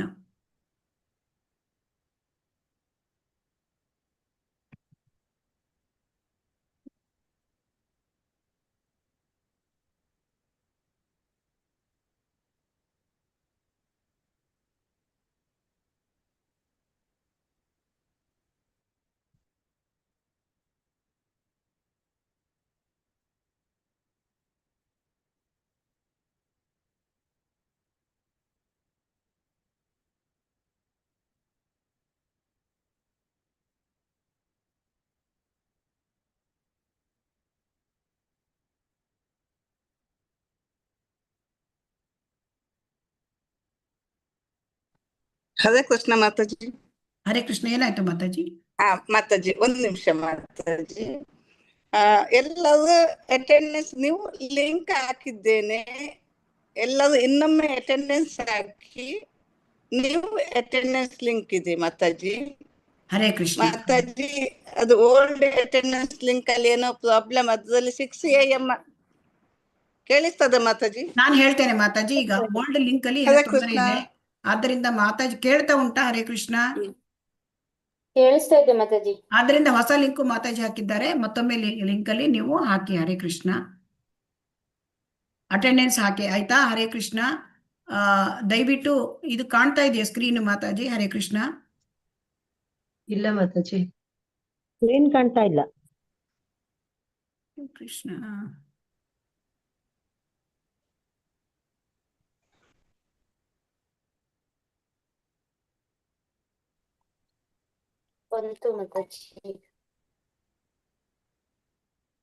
ಹರೇ ಕೃಷ್ಣ. ಸ್ಕ್ರೀನ್ ಕಾಣ್ತಾ ಇದೆಯಾ? ಈಗ ಇದರಲ್ಲಿ ನಾನು ಶ್ಲೋಕ ಓದುತ್ತೇನೆ, ನೀವು ಇದರ ಅರ್ಥವನ್ನ ಒಬ್ಬೊಬ್ಬರು ಓದಬೇಕು, ಎಲ್ಲರೂ ಒಟ್ಟಿಗೆ ಓದಬಾರ್ದು. ನಮಾಮೀಶ್ವರಂ ಸಚ್ಚಿದಾನಂದ ರೂಪಂ ಲಸತ್ ಕುಂಡಲಂ ಗೋಕುಲೆ ಭ್ರಾಜಮಾನಂ ಯಶೋದಾಭಿಯೋಲೂಕಲಾ ಧಾವಮಾನಂ ಪರಾಮೃಷ್ಟಮಾತ್ಯಂತತೋ ನೃತ್ಯ ಗೋಪ್ಯ. ಹರೇ ಕೃಷ್ಣ. ಇದನ್ನು ಓದಿ. ನಿತ್ಯ ಸಚ್ಚಿತ್ ಆನಂದ ರೂಪಿಯಾದ ಸರ್ವೋನ್ನತ ಪ್ರಭು ದಾಮೋದರನಿಗೆ ನಮಸ್ಕಾರ ಮಾಡುತ್ತೇನೆ. ಮೀನಿನ ಆಕಾರದ ಕುಂಡಲಗಳು ಅವನ ಕಿವಿಯಲ್ಲಿ ತೂಗುತ್ತಿವೆ. ಗೋಕುಲದ ದಿವ್ಯ ಕ್ಷೇತ್ರದಲ್ಲಿ ಅವನು ಶೋಭಿಸುತ್ತಿದ್ದಾನೆ. ತಾಯಿಯು ಯಶೋದೆಯು ಮೊಸರು ಕಡಿಯುತ್ತಿದ್ದ ಮಡಕೆಯನ್ನು ಒಡೆದು ನೇತು ಹಾಕಿದ್ದ ಪಾತ್ರೆಯಿಂದ ಬೆಣ್ಣೆಯನ್ನು ಕದ್ದ ತಪ್ಪಿಗಾಗಿ ಹೆದರಿ ತನ್ನನ್ನು ಕಟ್ಟಿ ಹಾಕಿದ್ದ ಮರದ ಒರಳಿನಿಂದ ಓಡಲೆತ್ನಿಸಿ ಹಿಂದಿನಿಂದ ಇನ್ನೂ ಬೇಗ ಬಂದ ಯಶೋದೆಗೆ ಕೈಗೆ ಅವನು ಸಿಕ್ಕಿಕೊಂಡನು. ಧನ್ಯವಾದಗಳು ಮಾತಾಜಿ. ಧನ್ಯವಾದಗಳು. ರುದಂತಂ ಮುಹುರ್ನೇತ್ರಯುಗ್ಮಂ ಮೃಜಂತಂ ಕರಾಂಬೋಜಯುಗ್ಮೇನ ಸಾತಂಕನೇತ್ರಂ ಮುಹುಶ್ವಾಸಕಂಪಾ ತ್ರಿರೇಕಾಂಕಕಂಠ ಸ್ಥಿತಗ್ರೈವಂ ದಾಮೋದರಂ ಭಕ್ತಿಬದ್ಧಂ. ಹರೇ ಕೃಷ್ಣ. ಹರೇ ಕೃಷ್ಣ ಮಾತಾಜಿ. ತಾಯಿಯೇ ಕೈಯಲ್ಲಿ ಹಿಡಿದಿರೋ ಬೆತ್ತವನ್ನು ನೋಡಿ ಅವನು ಮತ್ತೆ ಮತ್ತೆ ಹೇಳುತ್ತಿದ್ದಾನೆ. ತಾವರೆಯಂತೆ ಕೈಗಳಿಂದ ಕಣ್ಣುಗಳನ್ನು ಉಜ್ಜಿಕೊಳ್ಳುತ್ತಿದ್ದಾನೆ. ಅವನ ಕಣ್ಣುಗಳಲ್ಲಿ ಹೆದರಿಕೆ ತುಂಬಿದೆ. ಶಂಖದಂತೆ 3 ರೇಖೆಗಳಿಂದ ಕೂಡಿರುವ ಮುತ್ತುಗಳ ಕೊರಳ ಹಾರವು ಅವನು ಅಳುತ್ತಾ ವೇಗವಾಗಿ ಉಸಿರು ಬಿಡುತ್ತಿರುವುದರಿಂದ ಅಲುಗಾಡುತ್ತಿದೆ. ಯಾರ ಹೊಟ್ಟೆಯನ್ನು ಹಗ್ಗದಿಂದಲ್ಲದೆ ತಾಯಿಯ ಶುದ್ಧ ಪ್ರೇಮದಿಂದ ಬಂಧಿಸಲಾಗಿದೆಯೋ ಆ ದಾಮೋದರನಿಗೆ ನಮಸ್ಕಾರ ಮಾಡುತ್ತೇನೆ. ಹರೇ ಕೃಷ್ಣ ಮಾತಾಜಿ. ಧನ್ಯವಾದಗಳು.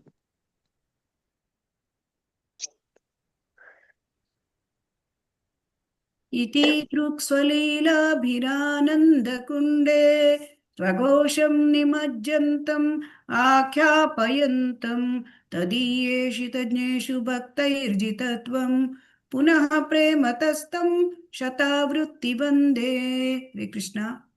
ಇಂತಹ ಬಾಲಕುಲದ ನಿವಾಸಿಗಳನ್ನು ಆನಂದ ಸಾಗರದಲ್ಲಿ ಮುಳುಗಿಸುತ್ತಿದ್ದಾನೆ. ತನ್ನ ಸರ್ವೋನ್ನತ ವೈಭವದ ಅರಿವಿನಲ್ಲಿ ತಲ್ಲೀನರಾಗಿರುವ ಭಕ್ತರಿಗೆ ಯಾರು ಶುದ್ಧ ಪ್ರೇಮ ಭಕ್ತಿಯಿಂದ ಕೂಡಿದ್ದಾರೆಯೋ, ಯಾರು ಭಯ ಮತ್ತು ಗೌರವಗಳ ಎಲ್ಲಾ ಪರಿಕಲ್ಪನೆಗಳಿಂದ ಮುಕ್ತರಾಗಿದ್ದಾರೆಯೋ ಅಂತಹ ಭಕ್ತರು ಮಾತ್ರವೇ ತನ್ನನ್ನು ಗೆಲ್ಲಬಲ್ಲರು ಎಂಬುದನ್ನು ತೋರಿಸಿಕೊಡುತ್ತಿದ್ದಾನೆ. ಪ್ರಭು ದಾಮೋದರನಿಗೆ ಪ್ರೀತಿಯಿಂದ 100,000 ಸಾವಿರಾರು ಸಲ ನಮಸ್ಕಾರ ಮಾಡುತ್ತೇನೆ. ಹರೇ ಕೃಷ್ಣ ಮಾತಾಜಿ. ವರಂ ದೇವ ಮೋಕ್ಷಂ ನ ಮೋಕ್ಷಾವಧಿಂ ವಾ ನ ಚಾನ್ಯಂ ಋಣೇಹಂ ವರೇಶಾದಪೀಹ ಇದಂ ತೇ ವಪುರ್ನಾಥ ಗೋಪಾಲ ಬಾಲಂ ಸದಾ ಮೇ ಮನಸ್ಯಾ ವಿರಾಸ್ತಾಂ ಕಿಮನ್ಯೈಃ. ಪ್ರಭು, ಸಮಸ್ತ ವರಗಳನ್ನು ಅನುಗ್ರಹಿಸಲು ನೀನು ಸಮರ್ಥನಾಗಿದ್ದರೂ ನಾನು ಸಾಯುಜ್ಯ ಮೋಕ್ಷವನ್ನಾಗಲಿ ಅತ್ಯುನ್ನತವಾದ ನಿತ್ಯ ವೈಕುಂಠ ಸೇವೆಯನ್ನಾಗಲಿ ಅಥವಾ ಭಕ್ತಿ 9 ಬಗೆಗಳಿಂದ ಪಡೆಯಬಹುದಾದ ಬೇರೆ ಯಾವುದೇ ವರವನ್ನಾಗಲಿ ಬೇಡುವುದಿಲ್ಲ. ಪ್ರಭುವೆ, ವೃಂದಾವನದ ಬಾಲಗೋಪಾಲನ ನಿನ್ನ ಈ ದಿವ್ಯ ರೂಪವು ಸದಾ ನನ್ನ ಹೃದಯದಲ್ಲಿ ನೆಲೆಸಿರಲಿ ಎಂದಷ್ಟೇ ಮಾತ್ರ ಬೇಡುತ್ತೇನೆ. ಹಾಗಲ್ಲದೆ ಬೇರೆ ಯಾವ ವರದಿಂದ ನನಗೆ ಏನು ಪ್ರಯೋಜನ? ಹರೇ ಕೃಷ್ಣ. ಹರೇ ಕೃಷ್ಣ. ಹಾಗಾಗಿ ಭಕ್ತರಾದವರು ಯಾವುದೇ ವರವನ್ನ ಬೇಡೋದಿಲ್ಲ, ಐಹಿಕವನ್ನ ಬೇಡೋದಿಲ್ಲ, ಮುಕ್ತಿಯನ್ನ ಕೂಡ ಬೇಡೋದಿಲ್ಲ.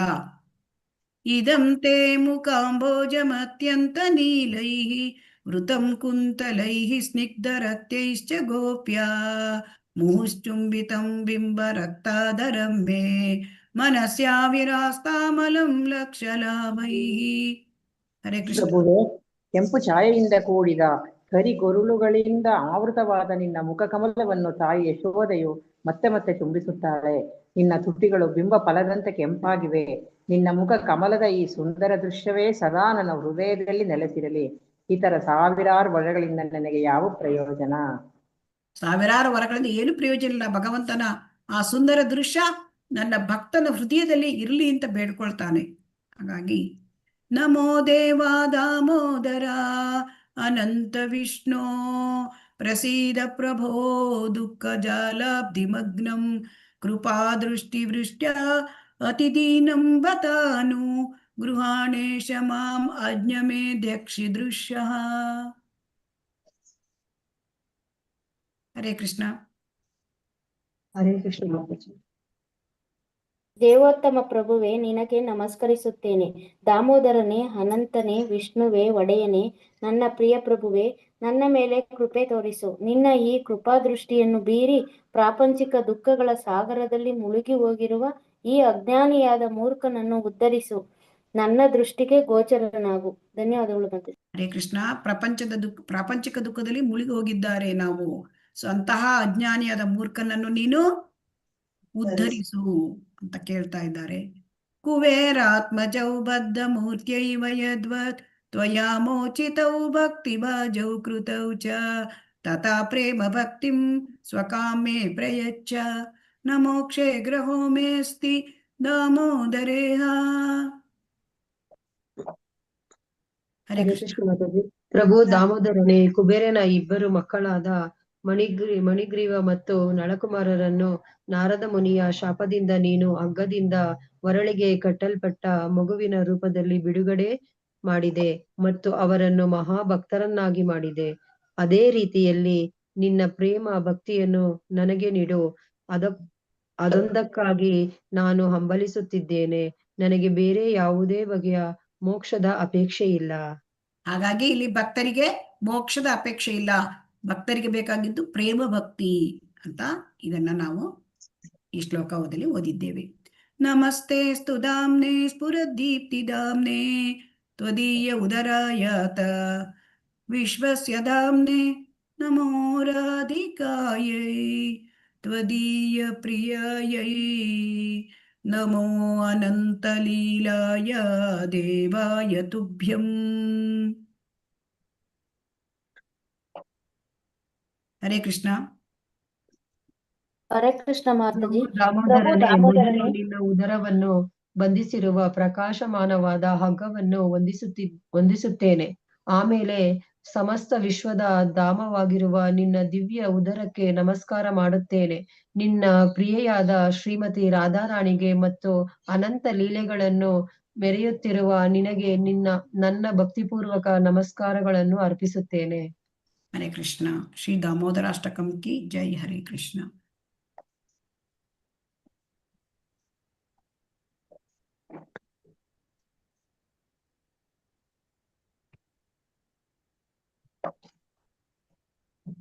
ಹರೇ ಕೃಷ್ಣ. ಸೊ ಹಾಗಾಗಿ ದಾಮೋದರ ಮಾಸದ ಮಹಿಮೆಯ ಜೊತೆಗೆ ನಾವು ಇಲ್ಲಿ ಏನ್ ಕಲಿತಿದ್ದೇವೆ? ಭಕ್ತರಿಗೆ, ಶುದ್ಧ ಭಕ್ತರಾದವರಿಗೆ ಮೋಕ್ಷ ಬೇಕಾಗಿಲ್ಲ, ಭಗವಂತನ ಆ ಪ್ರೇಮ ಭಕ್ತಿ ಅಷ್ಟೇ ಬೇಕು. ಹರೇ ಕೃಷ್ಣ. ಇದನ್ನು ಓದಿ ಯಾರಾದರೂ. ಹರೇ ಕೃಷ್ಣ. ಮಾತಾಜಿ, ಹಯಶೀರ್ಷ ಪಂಚರಾತ್ರದಲ್ಲಿ ಒಂದು ಪಾಠಖಂಡವಿದ್ದು ಅದು ಹೀಗಿದೆ. ಹೇ ಪ್ರಭುವೇ, ಹೇ ದೇವೋತ್ತಮ ಪರಮ ಪುರುಷನೇ, ನನ್ನ ಧಾರ್ಮಿಕ ಬದುಕಿನ ಫಲವಾಗಿ ನನಗೆ ಯಾವ ವರವೂ ಬೇಕಿಲ್ಲ, ಧನ ಸಮೃದ್ಧಿಯೂ ಬೇಡ, ಭೋಗಾಪೇಕ್ಷೆ ನನಗಿಲ್ಲ, ಮುಕ್ತಿಯನ್ನು ನಾನೊಲ್ಲೆ, ನಿನ್ನ ಪಾದ ಕಮಲಗಳ ನಿತ್ಯ ದಾಸನಾಗಿರಬೇಕೆಂಬುದಷ್ಟೇ ನನ್ನ ಪ್ರಾರ್ಥನೆ. ನನ್ನ ಈ ಕೋರಿಕೆಯನ್ನು ಮನ್ನಿಸಿ ವರ ನೀಡು. ಹರೇ ಕೃಷ್ಣ. ಸೊ ಹಾಗಾಗಿ ಹಯಶೀರ್ಷ ಪಂಚರಾತ್ರದಲ್ಲೂ ಕೂಡ ಅದೇ ಪ್ರಾರ್ಥನೆ ಇದೆ. ಭಕ್ತರು ಏನ್ ಹೇಳ್ತಾರೆ? ನನಗೆ ಯಾವ ಧಾರ್ಮಿಕ ಬದುಕನ್ನು ಬದುಕ್ತೇನೆ, ಭಕ್ತಿ ಸೇವೆ ಮಾಡ್ತೇನೆ, ಆದ್ರೆ ಯಾವ ವರವೂ ಬೇಡ, ಈ ಐಕ ಧನ ಸಮೃದ್ಧಿ ಭೋಗಾಪೇಕ್ಷೆ ಮುಕ್ತಿಯೂ ಬೇಡ. ಏನು ಬೇಕು ಭಕ್ತ ಬೇಡ್ತಾನೆ? ಪಾದಕಮಲಗಳ ನಿತ್ಯ ದಾಸನಾಗಿರುತ್ತೆ ನನಗೆ ಅವಕಾಶ ಕೊಡುವಂತ ಈ ಕೋರಿಕೆ ಭಕ್ತನದು. ಅದನ್ನ ಕೊಡು ಭಗವಂತ, ನಿನ್ನ ದಾಸನಾಗ್ಲಿಕ್ಕೆ ನನಗೆ ಕೊಡು ಅಂತ ಹೇಳ್ತಾನೆ. ಹರೇ ಕೃಷ್ಣ. ಇದನ್ನು ಓದಿ. ಹರೇ ಕೃಷ್ಣ ಮಾತಾಜಿ. ಅದೇ ಹಯಶೀರ್ಷ ಪಂಚರಾತ್ರದಲ್ಲಿ ಇನ್ನೂ ಒಂದು ಮಾತಿದ್ದು ಅದು ಹೀಗೆ. ಪ್ರಹ್ಲಾದ ಮಹಾರಾಜನಿಗೆ ನರಸಿಂಹದೇವರು ವರ ನೀಡ ಬಯಸಿದನು. ಪ್ರಹ್ಲಾದನಾದರೂ ತನಗೆ ಯಾವ ಐಹಿಕ ವರವೂ ಬೇಡವೆಂದಿದ್ದಲ್ಲದೆ ನಿರಂತರ ಪ್ರಭುದಾಸನಾಗಿರುವುದೊಂದೇ ಸಾಕೆಂದನು. ಈ ಸಂಬಂಧದಲ್ಲಿ ಪ್ರಹ್ಲಾದ ಮಹಾರಾಜನು ರಾಮಚಂದ್ರ ಪ್ರಭುವಿನ ನಿರಂತರ ದಾಸನಾದ ಹನುಮಂತನ ದೃಷ್ಟಾಂತವನ್ನು ನೀಡಿ ಅವನು ಭಗವಂತನಿಂದ ತನಗೆ ಯಾವ ವರವೂ ಬೇಡವೆಂಬುದನ್ನು ಎತ್ತಿ ಹೇಳಿದನು. ಹನುಮಂತನು ಸದಾ ಪ್ರಭು ಸೇವೆಯಲ್ಲಿಯೇ ಇದ್ದು ಬಿಟ್ಟನು. ಅವನ ಆದರ್ಶ ಗುಣ ಆ ಬಗೆಯದು ಎಂದೇ ಭಕ್ತರು ಹನುಮಂತನನ್ನು ಈಗಲೂ ಪೂಜಿಸುತ್ತಾರೆ. ಪ್ರಹ್ಲಾದ ಮಹಾರಾಜನು ಕೂಡ ಹನುಮಂತನಿಗೆ ತನ್ನ ಭಕ್ತಿಪೂರ್ವಕ ನಮಸ್ಕಾರಗಳನ್ನು ಸಮರ್ಪಿಸಿದನು. ಹನುಮಂತನ ಬಾಯಿಂದ ಬಂದ ಒಂದು ಶ್ಲೋಕವಿದ್ದು ಅದರ ಅರ್ಥ ಹೀಗುಂಟು. ಪ್ರಿಯ ಪ್ರಭುವೇ, ನೀನು ಇಷ್ಟಪಟ್ಟಲ್ಲಿ ಈ ಐಹಿಕ ಬಾಳಿನಿಂದ ನನಗೆ ಮುಕ್ತಿಯನ್ನು ಕರುಣಿಸಬಲ್ಲೆ. ನಾನು ನಿನ್ನಲ್ಲಿ ಒಂದಾಗುವಂತೆಯೂ ಮಾಡಬಲ್ಲೆ. ನನಗೆ ಇದೊಂದೂ ಬೇಡ. ಮುಕ್ತಿ ಸಿಕ್ಕಿದ ಬಳಿಕ ನಿನ್ನೊಡನೆ ನನಗಿರುವ ಒಡೆಯ ದಾಸನ ನಂಟನ್ನು ಕುಗ್ಗಿಸುವ ಯಾವುದೂ ನನಗೆ ಬೇಡ. ಹರೇ ಕೃಷ್ಣ. ಹರೇ ಕೃಷ್ಣ. ಈಗ ಹಯಶೀರ್ಷ ಪಂಚರಾತ್ರದಲ್ಲಿ ಏನ್ ಹೇಳಿದ್ದಾರೆ? ಪ್ರಹ್ಲಾದ ಮಹಾರಾಜ ನರಸಿಂಹದೇವರು ಪ್ರತ್ಯಕ್ಷ ಆದರು. ಪ್ರಹ್ಲಾದ ಮಹಾರಾಜನ ಒಂದು ಸಂಕಟ ಅದರಿಂದ ಪಾರು ಮಾಡಲಿಕ್ಕೆ ಭಗವಂತನ ಆವಿರ್ಭಾವವನ್ನೇ ಮಾಡಿದರು. ಯಾಕೆಂದ್ರೆ ಹಿರಣ್ಯಕಶಿಪು ತುಂಬಾ ತೊಂದರೆ ಕೊಡ್ತಾ ಇದ್ದ. ಅದಕ್ಕೆ ಆ ಹಿರಣ್ಯಕಶಿಪುವನ್ನ ಸಂಹಾರ ಮಾಡಿದ ಮೇಲೆ ನರಸಿಂಹದೇವರು ಆ ಪ್ರಹ್ಲಾದ ಮಹಾರಾಜನ ತಲೆಯ ಮೇಲೆ ಕೈ ಇಡ್ತಾರೆ. ರಕ್ತಸಿಕ್ತವಾದ ತಲೆ ಕೈಯಿಂದ ಆ ಪ್ರಹ್ಲಾದ ಮಹಾರಾಜ, ಚಿಕ್ಕ ಹುಡುಗ, 5 ವರ್ಷದ ಬಾಲಕ, ಅವನಿಗೆ ಅವನ ಮುಂದೆ ಕೈ ಇಟ್ಟು ಹೇಳ್ತಾನೆ, ನಿನಗೆ ಆಶೀರ್ವಾದ ಕೊಡ್ತೇನೆ, ಯಾವುದಾದ್ರೂ ವರವನ್ನು ಬೇಡಿಕೋ. ಅದಕ್ಕೆ ಪ್ರಹ್ಲಾದ ಮಹಾರಾಜ ಪ್ರಾರ್ಥನೆ ಮಾಡ್ತಾನೆ, ನಾನು ಇಲ್ಲಿ ನಿನ್ನ ಜೊತೆ ವ್ಯಾಪಾರ ಮಾಡಲಿಕ್ಕೆ ಬರಲಿಲ್ಲ, ಭಕ್ತಿ ಸೇವೆ ಮಾಡಿರೋದು ವ್ಯಾಪಾರಕ್ಕಲ್ಲ, ನಾನು ವಣಿಕ ಅಲ್ಲ, ಇದು ಯಾವ ವ್ಯಾಪಾರವೂ ಅಲ್ಲ, ನನಗೆ ಯಾವ ವರವೂ ಬೇಡ, ನಾನು ನಿನ್ನ ದಾಸನಾಗುವುದು, ನೀನು ಪ್ರಭು, ನೀನು ನಿರಂತರವಾದ ಪ್ರಭುವಿನ ಸೇವೆ ಮಾಡೋದು ಆ ದಾಸನ ಕರ್ತವ್ಯ, ನನಗೆ ಬೇಡ ಏನು ಅಂತ ಹೇಳ್ತಾನೆ. ಅವಾಗ ಹಾಗೆ ಹೇಳುವಾಗ ಅವನು ರಾಮಚಂದ್ರ ಪ್ರಭು ಭಗವಾನ್ ರಾಮಚಂದ್ರನ ನಿರಂತರ ದಾಸ ಹನುಮಂತ ಅಲ್ವಾ, ಗೆಟ್ ರೆಡಿ ಸ್ಟಡಿ ಆ ಸಿಚುವೇಶನ್ನಲ್ಲಿ ಇರ್ತಾನೆ ಹನುಮಂತ. ಯಾವ ಪರಿಸ್ಥಿತಿಯಲ್ಲೂ ರಾಮನ ಸೇವೆ ಮಾಡೋದೇ ಅವನ ಕೆಲಸ. ಸೊ ಅವನ ಉದಾಹರಣೆ ಕೊಟ್ಟ ಯಾರು, ಪ್ರಹ್ಲಾದ ಮಹಾರಾಜ ನರಸಿಂಹದೇವರಿಗೆ ಹೇಳ್ತಾನೆ. ಏನು ಹೇಳ್ತಾನೆ, ಹನುಮಂತ ಹೇಳಿದ ಸುಪ್ರಸಿದ್ಧವಾದ ಶ್ಲೋಕ. ಏನಂತೆ ಶ್ಲೋಕ, ಭವಬಂಧಚಿದೇ ತಸ್ಯೈ ಸ್ಪೃಹಯಾಮಿ ನಾಮುಕ್ತಯೇ ಭವನ್ ಪ್ರಭು ಅಹಂ ದಾಸ ಇತಿ ಯತ್ರ ವಿಲುಪ್ಯತೆ. ಭವಬಂಧಚಿದೇ ತಸ್ಯೈ ಅಂದ್ರೆ, ಭಗವಂತ ನೀನು ಇಷ್ಟಪಟ್ರೆ ನನಗೆ ಈ ಐಹಿಕ ಬಾಳಿನಿಂದ ನೀನು ನನಗೆ ಮುಕ್ತಿ ಕೊಡ್ತೀಯ, ಅದನ್ನು ಕರುಣಿಸ್ತೀಯ, ನನಗೆ ಗೊತ್ತು. ನಾನು ನಿನ್ನಲ್ಲಿ ಒಂದಾಗು ಅಂತ ಬೇಕಾದ್ರೂ ನೀನು ಮಾಡ್ತೀಯ, ಸಾಯುಜ್ಯ ಮೋಕ್ಷ ನೀನು ಕೊಡ್ತೀಯ, ಅದು ನನಗೆ ಗೊತ್ತು. ಆದರೆ ಇದು ನನಗೆ ಬೇಡ, ಮುಕ್ತಿಯೇ ನನಗೆ ಬೇಡ. ಇದು ಮುಕ್ತಿ ಸಿಕ್ಕಿದ ಬಳಿಕ ನಿನ್ನೊಡನೆ ನನಗಿರುವ ಒಡೆಯ ದಾಸನ ನಂಟು ಕುಗ್ಗಿ ಹೋಗುತ್ತದೆ, ಅಂತಹ ಒಂದು ವರ ನನಗೆ ಬೇಡ ಅಂತ ಹೇಳ್ತಾರೆ ಅಲ್ವಾ. ಹರೇ ಕೃಷ್ಣ, ದೇವರಲ್ಲಿ ಒಂದಾದರೆ ಆ ದಾಸ ಒಡೆಯ ಇದೆಯಾ ಭಾವನೆ? ಇಲ್ಲ. ಸೊ ಹಾಗಾಗಿ ನನಗೆ ಅಂಥ ಮುಕ್ತಿ ಬೇಡ ಅಂತ ಹೇಳ್ತಾನೆ. ಅದನ್ನೇ ಇಲ್ಲಿ ಪ್ರಹ್ಲಾದ ಮಹಾರಾಜನು ಕೂಡ ಹನುಮಂತನಿಗೆ ತನ್ನ ಭಕ್ತಿಪೂರ್ವಕ ನಮಸ್ಕಾರಗಳನ್ನು ಸಮರ್ಪಿಸಿದನು. ಹಾಗಾಗಿ ನರಸಿಂಹದೇವ್ರ ಹತ್ರ ಹೇಳ್ತಾರೆ, ನನಗೆ ಬೇಡ, ಯಾವುದೇ ಒಂದು ವರ ಬೇಡ. ಆದರೂ ಕೂಡ ನರಸಿಂಹದೇವರು ಹೇಳ್ತಾರೆ, ನೀನು ಬೇಡ್ಕೋ. ಇಲ್ಲ ಅಂತ ಹೇಳ್ತಾರೆ. ಆಗ ಕೊನೆಯದಾಗಿ ನರಸಿಂಹದೇವರು ಬೇಡ್ಕೋ ಅಂತ ಹೇಳಿದಾಗ ಅವನು ಹೇಳ್ತಾನೆ, ಪ್ರಹ್ಲಾದ, ನಾನೇನಾದರೂ ಭಕ್ತಿಯಲ್ಲಿ ಸ್ವಲ್ಪ ನಿನಗೇನಾದರೂ ಸೇವೆ ಅಂತ ಮಾಡಿದರೆ ನನ್ನ ತಂದೆಯನ್ನು ನೀನು ಕ್ಷಮೆ ಮಾಡಿಬಿಡು. ನನ್ನ ತಂದೆ ಈ ಥರ ಎಲ್ಲ ಮಾಡಿದ್ದಾರೆ, ಅವರಿಗೆ ಕ್ಷಮಾಪಣೆ ಕೊಟ್ಬಿಡು. ಅದಕ್ಕೆ ನರಸಿಂಹದೇವರು ಹೇಳ್ತಾರೆ, ನಿನ್ನ ತಂದೆಯನ್ನೇ ಅಷ್ಟೇ ಏಕೆ, ನಿನ್ನ 21 ಪೀಳಿಗೆಯನ್ನು ನಾನು ಎಲ್ಲರನ್ನು ಕೂಡ ನನಗೆ ಭಗವಂತನ ಲೋಕವನ್ನು ಕರುಣಿಸ್ತಾನೆ ಅವನು ಎಲ್ಲರಿಗೂ ಕೂಡ. ಸೊ ಹಾಗಾಗಿ ಒಬ್ಬ ಭಕ್ತನಾದರೆ, ಒಬ್ಬನು ಭಕ್ತಿಯಲ್ಲಿ ಮುಂದುವರಿದರೆ, ಶುದ್ಧ ಭಕ್ತನಾದರೆ ಅವನ ಕುಟುಂಬಕ್ಕೆ ಅವನು ಕೊಡುವ ದೊಡ್ಡ ಒಂದು ಉಡುಗೊರೆ ಅಲ್ವಾ, ತಂದೆ ತಾಯಿಗೆ ಕೊಡ್ತಕ್ಕಂಥ ಒಂದು ದೊಡ್ಡ ಉಡುಗೊರೆ. ಸೊ ಹಾಗಾಗಿ ನಾವು ತಿಳ್ಕೊಳ್ಬೇಕು, ಭಕ್ತಿ ಮಾರ್ಗದಲ್ಲಿ ಎಂತಹ ಒಂದು ಭಗವಂತನ ಆಶೀರ್ವಾದ, ಆ ಭಗವಂತನ ಅನುಗ್ರಹ ಹೇಗೆ ಸಿಗುತ್ತೆ ಅಂತ ನಾವು ಇದನ್ನ ತಿಳ್ಕೊಳ್ಬಹುದು. ಸೊ ಹಾಗಾಗಿ ಭಕ್ತನಿಗೆ ಇಲ್ಲಿ ಮುಕ್ತಿ ಬೇಕಾಗಲಿಲ್ಲ, ಭಕ್ತನಿಗೆ ಇಲ್ಲಿ ಅವನಿಗೆ ಐಹಿಕವಾದ ಭೋಗಭಾಗ್ಯಗಳು ಬೇಕಾಗಲಿಲ್ಲ. ಹರೇ ಕೃಷ್ಣ. ಇದನ್ನ ಓದಿ. ಹರೇ ಕೃಷ್ಣ. ಹರೇ ಕೃಷ್ಣ ಮಾತಾಜಿ. ನಾರದ ಪಂಚರಾತ್ರದಲ್ಲಿಯೂ ಇಂತಹದ್ದೇ ಒಂದು ವಾಕ್ಯ ಉಂಟು. ಅದು ಹೀಗಿದೆ, ಪ್ರಿಯ ಪ್ರಭುವೆ, ಕರ್ಮಕಾಂಡೀಯ ತಪೋಯಜ್ಞಗಳನ್ನು ಆಚರಿಸಿ ಸಿದ್ಧಿಗೊಳಿಸುವುದನ್ನು ನಾನೊಲ್ಲೆ. ಧನ, ಸಂಪತ್ತು, ಇಂದ್ರಿಯ ತೃಷ್ಟಿ ಹಾಗೂ ಮುಕ್ತಿ ಇವು ಕೂಡ ನನಗೆ ಬೇಡ. ನಾನು ಸದಾ ನಿನ್ನ ಪಾದಾಂಬುಜಗಳಡಿ ಇರುವಂತೆ ಅನುಗ್ರಹಿಸು. ಸಾಲೋಕ್ಯ, ನೀನಿರುವ ಗ್ರಹಲೋಕವಾಸ. ಮುಕ್ತಿಯಾಗಲಿ ಇಲ್ಲವೇ ಸಾರೂಪ್ಯ, ನಿನ್ನ ದೇಹ ಲಕ್ಷಣಗಳನ್ನೇ ನಾನು ಹೊಂದಿರುವುದು. ಮುಕ್ತಿಯಾಗಲಿ ನನಗೆ ಬೇಡ. ನಾನು ಸದಾ ನಿನ್ನ ಪ್ರೇಮ ಸೇವೆಯಲ್ಲಿ ತೊಡಗಿರುವಂತೆ ಅನುಗ್ರಹಿಸು, ಅಷ್ಟೇ ಸಾಕು. ಧನ್ಯವಾದಗಳು ಮಾತಾಜಿ. ಹರೇ ಕೃಷ್ಣ. ನಾರದ ಪಂಚರಾತ್ರದಲ್ಲಿಯೂ ಕೂಡ ಇದನ್ನೇ ಹೇಳಿದ್ದಾರೆ, ನನಗೆ ನಿನ್ನ ಪ್ರೇಮ ಸೇವೆಯಲ್ಲಿ ನನಗೆ ತೊಡಗಬೇಕು, ಅಷ್ಟೇ ನಿನ್ನ ಅನುಗ್ರಹ ಕೊಡು. ಸೊ ಅದರಿಂದ ನಾವು ಭಗವಂತನಲ್ಲಿ ಬೇಡ್ಕೊಳ್ಳೋದು ಏನನ್ನ, ನಿನ್ನ ಪ್ರೇಮ ಸೇವೆಯಲ್ಲಿ ನನ್ನ ತೊಡಗಿಸು ಅಷ್ಟೇ ಅಲ್ವಾ. ಹರೇ ಕೃಷ್ಣ. ನನಗೆ ಅದು ಬೇಕು ಇದು ಬೇಕು ದೊಡ್ಡ ಲಿಸ್ಟ್ ಇಟ್ಕೊಂಡು ಹೋಗ್ಬಿಡ್ತೇವೆ ಭಗವಂತನ ಹತ್ರ ಅಲ್ವಾ. ನನಗೆ ಧನಂ ದೇಹಿ, ಪುತ್ರಂ ದೇಹಿ, ಎಲ್ಲ ಕೊಟ್ಬಿಡಿ ನನಗೆ ಅಂತೇಳಿ ಅಲ್ವಾ. ಹಾಗೆಲ್ಲಂತೆ ಏನನ್ನು ನಾವು ಭಗವಂತನಿಗೆ ಎಲ್ಲ ಗೊತ್ತು, ಏನು ಬೇಕು ನಮ್ಗೆ ಎಲ್ಲ ಗೊತ್ತು ಭಗವಂತನಿಗೆ. ಸೊ ಭಗವಂತನ ಹತ್ರ ಏನು ಬೇಡಿಕೆ ನಾವು ಮಾಡಬೇಕು, ಸದಾ ನಿನ್ನ ಪ್ರೇಮ ಸೇವೆಯಲ್ಲಿ ನನ್ನನ್ನು ತೊಡಗಿಸುವಂತೆ ಮಾಡು. ಹಾಗಾಗಿ ಭಕ್ತ ಧನ ಸಂಪತ್ತನ್ನಾಗಲಿ, ಇಂದ್ರಿಯ ಭೋಗವನ್ನಾಗಲಿ, ಮುಕ್ತಿಯನ್ನಾಗಲಿ ಅವನು ಬಯಸೋದಿಲ್ಲ.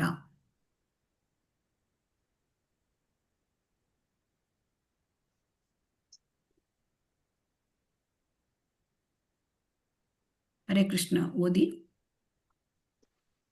ಹರೇ ಕೃಷ್ಣ ಮಾತಾಜಿ.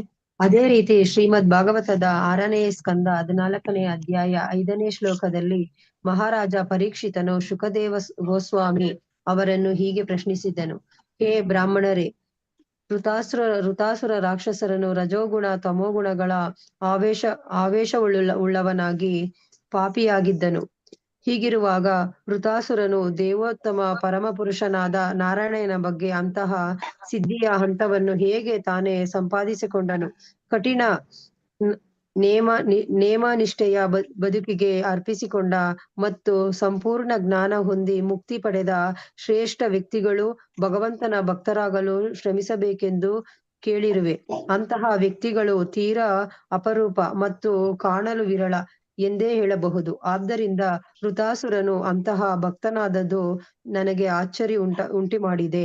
ಮೇಲಿನ ಶ್ಲೋಕದಲ್ಲಿ ನಾವು ಬಹು ಮುಖ್ಯವಾಗಿ ಗಮನಿಸಬೇಕಾದ ಅಂಶವೆಂದರೆ ಬ್ರಹ್ಮನ್ ಅಸ್ತಿತ್ವದೊಂದಿಗೆ ಮಿಲನವಾಗಿರುವ ಅನೇಕ ಮುಕ್ತ ವ್ಯಕ್ತಿಗಳು ಇರಬಹುದು, ಆದರೆ ದೇವೋತ್ತಮ ಪರಮಪುರುಷ ನಾರಾಯಣ ಭಕ್ತರು ತುಂಬಾ ವಿರಳ. ಮುಕ್ತರಾದ 10 ಲಕ್ಷ ವ್ಯಕ್ತಿಗಳಲ್ಲಿ ಭಕ್ತರಾಗುವ ಅದೃಷ್ಟ ಒಬ್ಬರಿಗೆ ಮಾತ್ರ. ಹರೇ ಕೃಷ್ಣ ಮಾತಾಜಿ. ಹರೇ ಕೃಷ್ಣ. ಇಲ್ಲಿ ಅಂದ್ರೆ ಆಶ್ಚರ್ಯ ಆಗೋದು ಏನಂತಂದ್ರೆ, ಇಲ್ಲಿ ಅವನು ಋತರಾಸುರ ದೊಡ್ಡ ರಾಕ್ಷಸ, ಆದರೆ ಅವನು ಭಕ್ತನಾಗಿದ್ದ ಹೇಗೆ ಅಂತ ಆಶ್ಚರ್ಯ.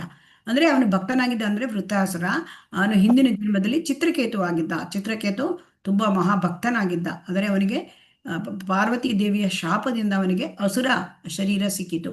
ಆದರೆ ಅಸುರ ಶರೀರದಲ್ಲೂ ಕೂಡ ಅವನು ಶುದ್ಧ ಭಕ್ತನಾಗಿದ್ದ ನಾರಾಯಣ. ಅದಕ್ಕೆ ಪ್ರಶ್ನೆ ಕೇಳ್ತಾನೆ ಯಾರು?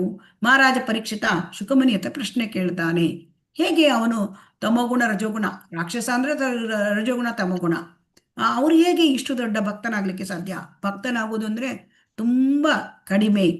ಮುಕ್ತಾನಾಮಪಿ ಸಿದ್ಧಾನಾಂ ನಾರಾಯಣ ಪರಾಯಣಃ ಸುದುರ್ಲಭಃ ಪ್ರಶಾಂತಾತ್ಮ ಕೋಟೀಶು ಅಪಿ ಮಹಾಜನೇ ಕೋಟೀಶು ಅಪಿ ಮಹಾಮುನೇ.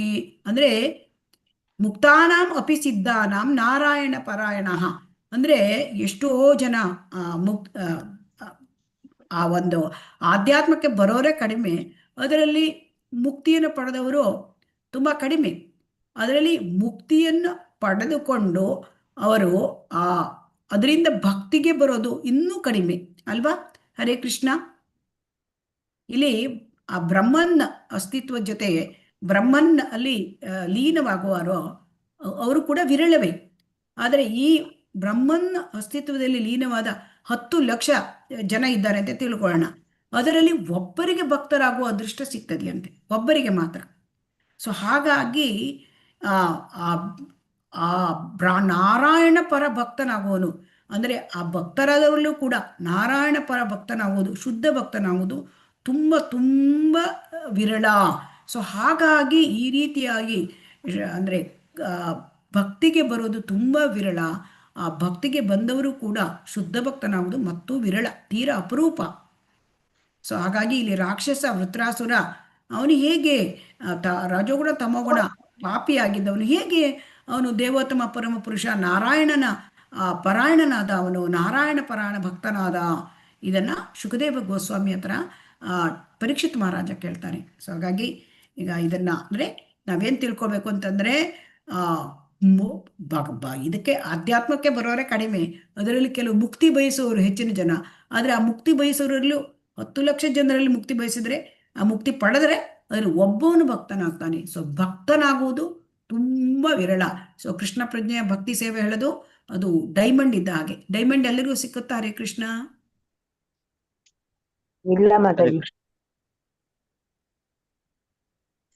ಹರೇ ಕೃಷ್ಣ. ಆದ್ದರಿಂದ ತುಂಬಾ ಭಕ್ತಿಗೆ ಬರೋದಂದ್ರೆ ತುಂಬಾ ವಿರಳ. ಇದನ್ನು ಓದಿ. ಹರೇ ಕೃಷ್ಣ. ಅದೇ ರೀತಿ ಶ್ರೀಮದ್ ಭಾಗವತದ 1ನೇ ಸ್ಕಂದದಲ್ಲಿ 8ನೇ ಅಧ್ಯಾಯ ಶ್ಲೋಕ 21 ಪ್ರಸಂಗವಿದೆ. ಅದು ಹೀಗೆ: ಕೃಷ್ಣನು ಕುಂತಿದೇವಿಯನ್ನು ಅಗಲಿ ಹೊರಟು ನಿಂತ ಸಮಯದಲ್ಲಿ ಆಕೆಯು ಅವನಲ್ಲಿ ಹೀಗೆಂದು ಭಿನ್ನವಿಸಿಕೊಳ್ಳುತ್ತಾಳೆ: ಪ್ರಿಯ ಕೃಷ್ಣ, ಮಹನೀಯರಾದ ಘನ ವಿದ್ವಾಂಸರ ಹಾಗೂ ಪರಮಹಂಸರ ಸಂಪೂರ್ಣ ಮುಕ್ತಾತ್ಮರು ಪಾಲಿಗೆ ನೀನು ಅನೂಹೇನು. ಹೀಗಿರುವಲ್ಲಿ ಎಂದರೆ ಐಹಿಕ ಬದುಕಿನ ಎಲ್ಲ ಫಲ ಪರಿಣಾಮಗಳಿಗೂ ಅತೀತರಾದ ಮಹಾಮುನಿಗಳೇ, ನಿನ್ನನ್ನು ಅರಿಯಲು ಅಸಮರ್ಥರಾಗಿರುವಾಗ ಕಡಿಮೆ ಬುದ್ಧಿವಂತಿಕೆಯ ನಮ್ಮಂತಹ ಸ್ತ್ರೀವರ್ಗವು ನಿನ್ನ ಮಹಿಮೆಗಳನ್ನು ಮಹಾಮುನಿಗಳೇ ನಿನ್ನನ್ನು ಅರಿಯಲು ಅಸಮರ್ಥರಾಗಿರುವಾಗ ಕಡಿಮೆ ಬುದ್ಧಿವಂತಿಕೆಯ ನಮ್ಮಂತಹ ಸ್ತ್ರೀವರ್ಗವು ನಿನ್ನ ಮಹಿಮಾತಿಶಯಗಳನ್ನು ಅರಿಯುವುದು ಸಾಧ್ಯವೆಂತು? ನಿನ್ನನ್ನು ಅರ್ಥ ಮಾಡಿಕೊಳ್ಳುವುದು ನಮಗೆ ಸಾಧ್ಯವೇ? ವಿಶೇಷವಾಗಿ ನೆನಪಿಟ್ಟುಕೊಳ್ಳಬೇಕಾದ ಸಂಗತಿಯೊಂದು ಈ ಶ್ಲೋಕದಲ್ಲಿದೆ. ಅದೆಂದರೆ ದೇವೋತ್ತಮ ಪುರುಷನನ್ನು ಶ್ರೇಷ್ಠ ಮುಕ್ತಾತ್ಮರೂ ಕೂಡ ಅರ್ಥ ಮಾಡಿಕೊಳ್ಳಲಾರರು. ನಮ್ರ ಭಕ್ತರಾದ ಕುಂತಿದೇವಿಯಂತಹವರು ಮಾತ್ರ ಅವನನ್ನು ಅರ್ಥ ಮಾಡಿಕೊಳ್ಳಬಲ್ಲರು. ಕುಂತಿದೇವಿಯು ಸ್ತ್ರೀಯಾಗಿದ್ದು ಗಂಡಸರಿಗಿಂತ ಕಡಿಮೆ ಬುದ್ಧಿಮತ್ತೆಯವಳು ಎಂದು ಪರಿಗಣಿಸಲಾಗಿದ್ದರೂ ಕೃಷ್ಣನ ಮಹಿಮಾತಿಶಯಗಳನ್ನು ಅರ್ಥ ಮಾಡಿಕೊಂಡಳು ಎಂಬುದೇ ಪ್ರಸ್ತುತ ಶ್ಲೋಕದ ಭಾವಾರ್ಥ. ಧನ್ಯವಾದಗಳು ಮಾತಾಜಿ. ಹರೇ ಕೃಷ್ಣ. ಹಾಗಾಗಿ ಇಲ್ಲಿ ಮೊದಲನೇ ಸ್ಕಂದದಲ್ಲಿ ಕುಂತಿಯ ಸ್ತುತಿ ಬರ್ತದೆ. ಕುಂತಿ ಸ್ತುತಿ ತುಂಬಾ ಮುಖ್ಯವಾದ ಕುಂತಿ ಪ್ರಾರ್ಥನೆ ಯಾವಾಗ ಅಂತಂದ್ರೆ ಕೃಷ್ಣ ಈ ಎಲ್ಲ ಅದನ್ನ ಶ್ರೀಕೃಷ್ಣ ಹಸ್ತಿನಾಪುರವನ್ನು ಬಿಟ್ಟು ಹೊರಟು ಹೋಗುವಾಗ ಆ ಸಮಯದಲ್ಲಿ ಕುಂತಿದೇವಿ ಪ್ರಾರ್ಥನೆ ಮಾಡ್ತಾಳೆ. ಕುಂತಿದೇವಿ ಕುಂತಿ ಮಹಾರಾಣಿ ಕೃಷ್ಣನ ಅಣ್ಣ, ಕೃಷ್ಣನ ತಂದೆ ವಸುದೇವನ ತಂಗಿ ಅವಳು ಕುಂತಿದೇವಿ. ಸೊ ಕುಂತಿದೇವಿ ಅಂದರೆ ಶುದ್ಧ ಭಕ್ತೆ ಅವಳು. ಸೊ ಅದಕ್ಕೆ ಏನು ಹೇಳ್ತಾಳೆ ಅವಳ ಪ್ರಾರ್ಥನೆ, ತಥಾ ಪರಮಹಂಸಾನಾಂ ಮುನೀನಾಂ ಅಮಲಾತ್ಮನಾಂ ಭಕ್ತಿಯೋಗ ವಿಧಾನಾರ್ಥಂ ಕಥಂ ಪಶ್ಯೇಮ ಹಿ ಸ್ತ್ರೀಯಃ. ಓ ಕೃಷ್ಣ, ಪ್ರಿಯ ಕೃಷ್ಣ, ಓ ಘನಘನ ವಿದ್ವಾಂಸರು ಪರಮಹಂಸರು ಆಗಿರ್ತಕ್ಕಂಥ ಸಂಪೂರ್ಣ ಮುಕ್ತಾತ್ಮನಿಗೂ ಕೂಡ ನಿನ್ನನ್ನು ಅರ್ಥ ಮಾಡ್ಕೊಳ್ಳಿಕ್ಕೆ ಸಾಧ್ಯ ಇಲ್ಲ. ಅವರು ಅರ್ಥ ಮಾಡ್ಕೊಳ್ಳೋಕ್ಕಾಗೋದಿಲ್ಲ. ಅಂತ ಈ ಮುಕ್ತಾತ್ಮರು ಅಂದರೆ ಈ ಐಹಿಕದಿಂದ ಬಿಡುಗಡೆ ಹೊಂದಿದ್ದಾರೆ. ಅವರು ಐಹಿಕದಿಂದ ಬಿಡುಗಡೆ ಅಂದರೆ ಮುಕ್ತಿಯನ್ನು ಪಡೆದವರು.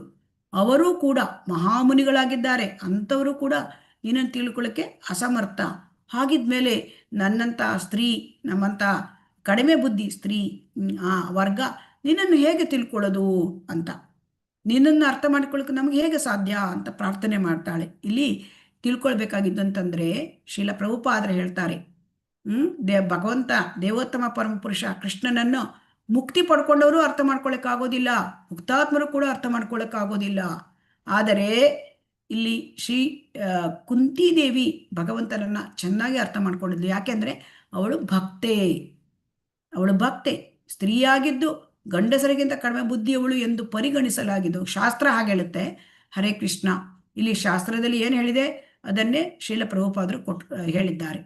ಸೊ ಹಾಗಾಗಿ ಕೃಷ್ಣನ ಮಹಿಮಾಶ್ರಿತ ವಿಷಯಗಳನ್ನು ಅವಳು ಅರ್ಥ ಮಾಡ್ಕೊಳ್ಳಿಕ್ಕೆ ಹೇಗೆ ಸಾಧ್ಯ ಅಂದರೆ ಭಕ್ತಳಾಗಿದ್ದರಿಂದ ಅವಳಿಗೆ ಸಾಧ್ಯವಾಯಿತು. ಇನ್ನು ಮುಕ್ತಿಯನ್ನು ಪಡೆದ ಮುಕ್ತಾತ್ಮರಿಗೂ ಅರ್ಥ ಆಗದ ಶ್ರೀಕೃಷ್ಣನನ್ನು ಅರ್ಥ ಮಾಡ್ಕೊಳ್ಳಿಕ್ಕೆ ಸಾಧ್ಯ ಆಗಿದ್ದು ಹೇಗೆ? ಅವಳು ಶುದ್ಧ ಭಕ್ತೆ, ಹಾಗಾಗಿದ್ರಿಂದ ಅವಳಿಗೆ ಗೊತ್ತಾಯಿತು. ಸೊ ಆದ್ದರಿಂದ ಇಲ್ಲಿ ನಾವು ಏನ್ ತಿಳ್ಕೊಳ್ಬೇಕು ಈ ಶ್ಲೋಕದಿಂದ ಅಂದ್ರೆ ಭಕ್ತಿಯು ಮುಕ್ತಿಗಿಂತ ಮಿಗಿಲಾದದ್ದು ಅಂತ. ಅದನ್ನೇ ನಾವೀಗ ಶ್ರೀಮದ್ ಭಾಗವತದಲ್ಲಿ ಎಲ್ಲ ಸ್ಕಂದಗಳಲ್ಲಿಯೂ ಕೂಡ ಬಂದಿರತಕ್ಕಂತಹ ಶ್ಲೋಕಗಳನ್ನ ಆ ಭಕ್ತರ ಪ್ರಾರ್ಥನೆಗಳನ್ನ ನಮಗೆ ಕೊಟ್ಟು ಶ್ರೀಲ ಪ್ರಭುಪಾದರು ನಮಗೆ ಇದನ್ನ ತಿಳಿಸ್ತಾ ಇದ್ದಾರೆ.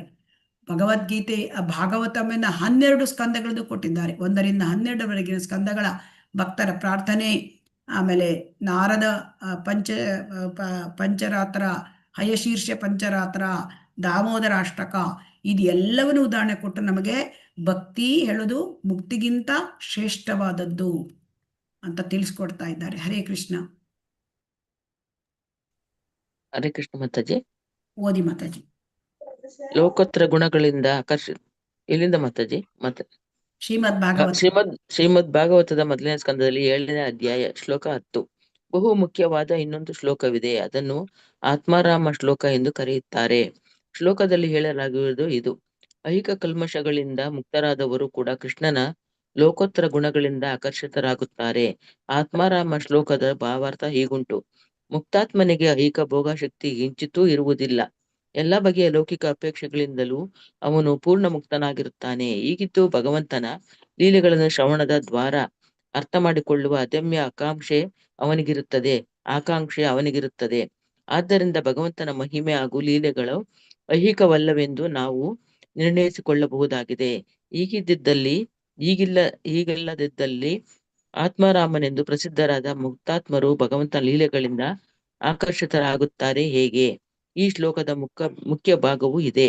ಹರೇ ಕೃಷ್ಣ. ಅಂದ್ರೆ ಈ ಹರೇ ಶ್ಲೋಕದಲ್ಲಿ ಕೃಷ್ಣ ನಾವೇನ್ ಮಾತಾಜಿ. ತಿಳ್ಕೊಳ್ಬೇಕು ಅಂತಂದ್ರೆ, ಮುಕ್ತರಾದವರು, ಮುಕ್ತಾತ್ಮರು, ಅವರು ಕೂಡ ಅವರ ಆತ್ಮಾರಾಮರು ಅಂತ ಕರೀತಾರೆ. ಮುಕ್ತಾತ್ಮರು ಅವರು ಕೂಡ ಈ ಭಗವಂತನ ಲೀಲೆಗಳಿಂದ ಆಕರ್ಷಿತರಾಗ್ತಾರೆ. ಮುಕ್ತಾತ್ಮರು ಅಂದ್ರೆ ಐಹಿಕದಿಂದ ಬಿಡುಗಡೆ ಹೊಂದಿದ್ದಾರೆ.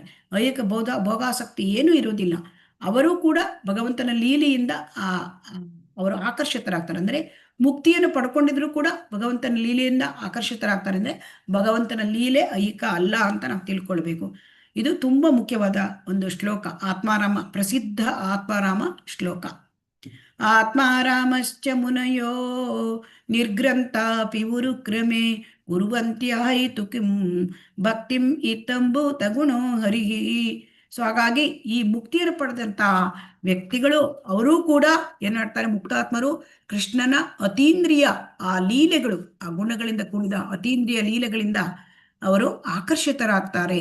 ಅವರಿಗೆ ಕೂಡ ಭಗವಂತನ ಲೀಲೆಗಳನ್ನು ಶ್ರವಣ ಮಾಡಬೇಕು, ಅದನ್ನು ಅರ್ಥ ಮಾಡ್ಕೊಳ್ಬೇಕು, ಅದನ್ನು ಆನಂದಿಸಬೇಕು ಅಂತ ಉತ್ಕಟ ಇಚ್ಛೆ ಉಂಟಾಗುತ್ತೆ.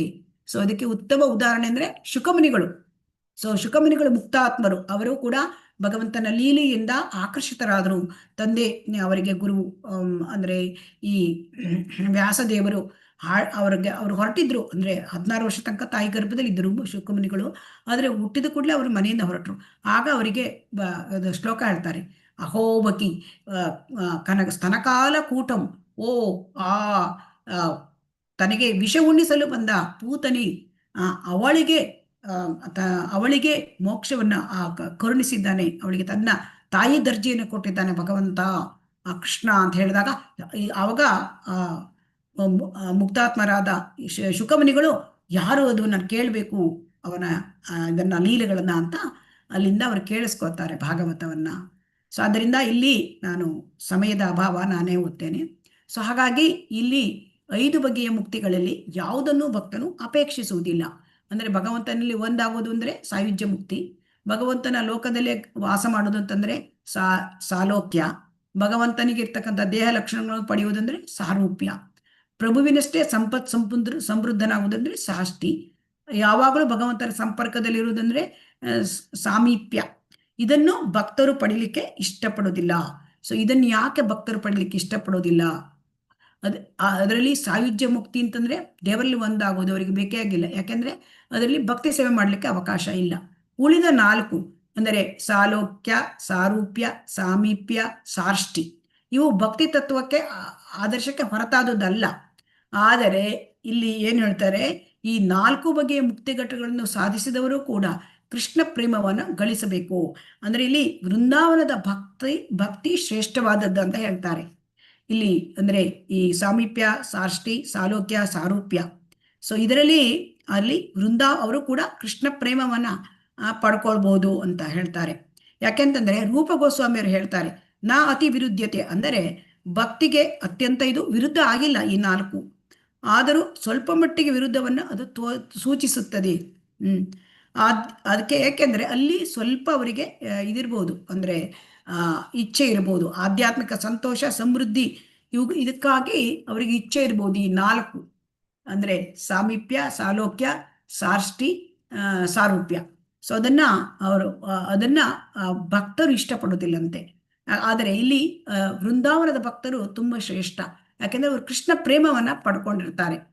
ಸೊ ಹಾಗಾಗಿ ಗೋಲೋಕ ವೃಂದಾವನದ ಆ ಒಂದು ಪರಿಸ್ಥಿತಿಯನ್ನ ಪಡ್ಕೊಳ್ಬೇಕು ಅಂತ ಇಲ್ಲಿ ಶ್ರೀಲ ಪ್ರಭುಪಾದರು ನಮಗೆ ಸೂಚಿಸ್ತಾ ಇದ್ದಾರೆ. ಅಂದರೆ ಮೇಲೆ ಸೂಚಿಸಲಾದ 4 ಬಗೆಯ ಮುಕ್ತಿ ಹಂತಗಳನ್ನು ಪಡೆದವರು ಅಸ್ತಿತ್ವದ ಬೇರೆ ಬೇರೆ ಮಜಲುಗಳನ್ನು ಹಾದು ಹೋಗುತ್ತಿರಬಹುದು. ಮೊದಲು ಅವರು ಕೃಷ್ಣನ ಸಂಪತ್ತುಗಳನ್ನು ಅಪೇಕ್ಷಿಸಬಹುದು. ಆದರೆ ಪಕ್ವಸ್ಥಿತಿಗೆ ಬಂದಾಗ ಅವರಲ್ಲಿನ ಸುಪ್ತ ಕೃಷ್ಣ ಪ್ರೇಮವು ಅವರ ಹೃದಯದಲ್ಲಿ ಪ್ರಧಾನವಾಗುತ್ತದೆ. ಸೊ ಹಾಗಾಗಿ ಮೊದಲು ಶುದ್ಧ ಭಕ್ತರು ಸಾಯುಜ್ಯ ಮುಕ್ತಿಯನ್ನು ಅಥವಾ ಭಗವಂತನಲ್ಲಿ ಒಂದಾಗುವುದನ್ನು ಬಯಸುವುದಿಲ್ಲ. ಆದರೂ ಕೆಲವೊಮ್ಮೆ ಉಳಿದ ಮುಕ್ತಿಗಳನ್ನು ಒಪ್ಪಿಕೊಳ್ಳಬಹುದು. ಅವರು ಬಯಸುವುದಿಲ್ಲ, ಅವರು ಒಪ್ಪಿಕೊಳ್ಳಬಹುದು.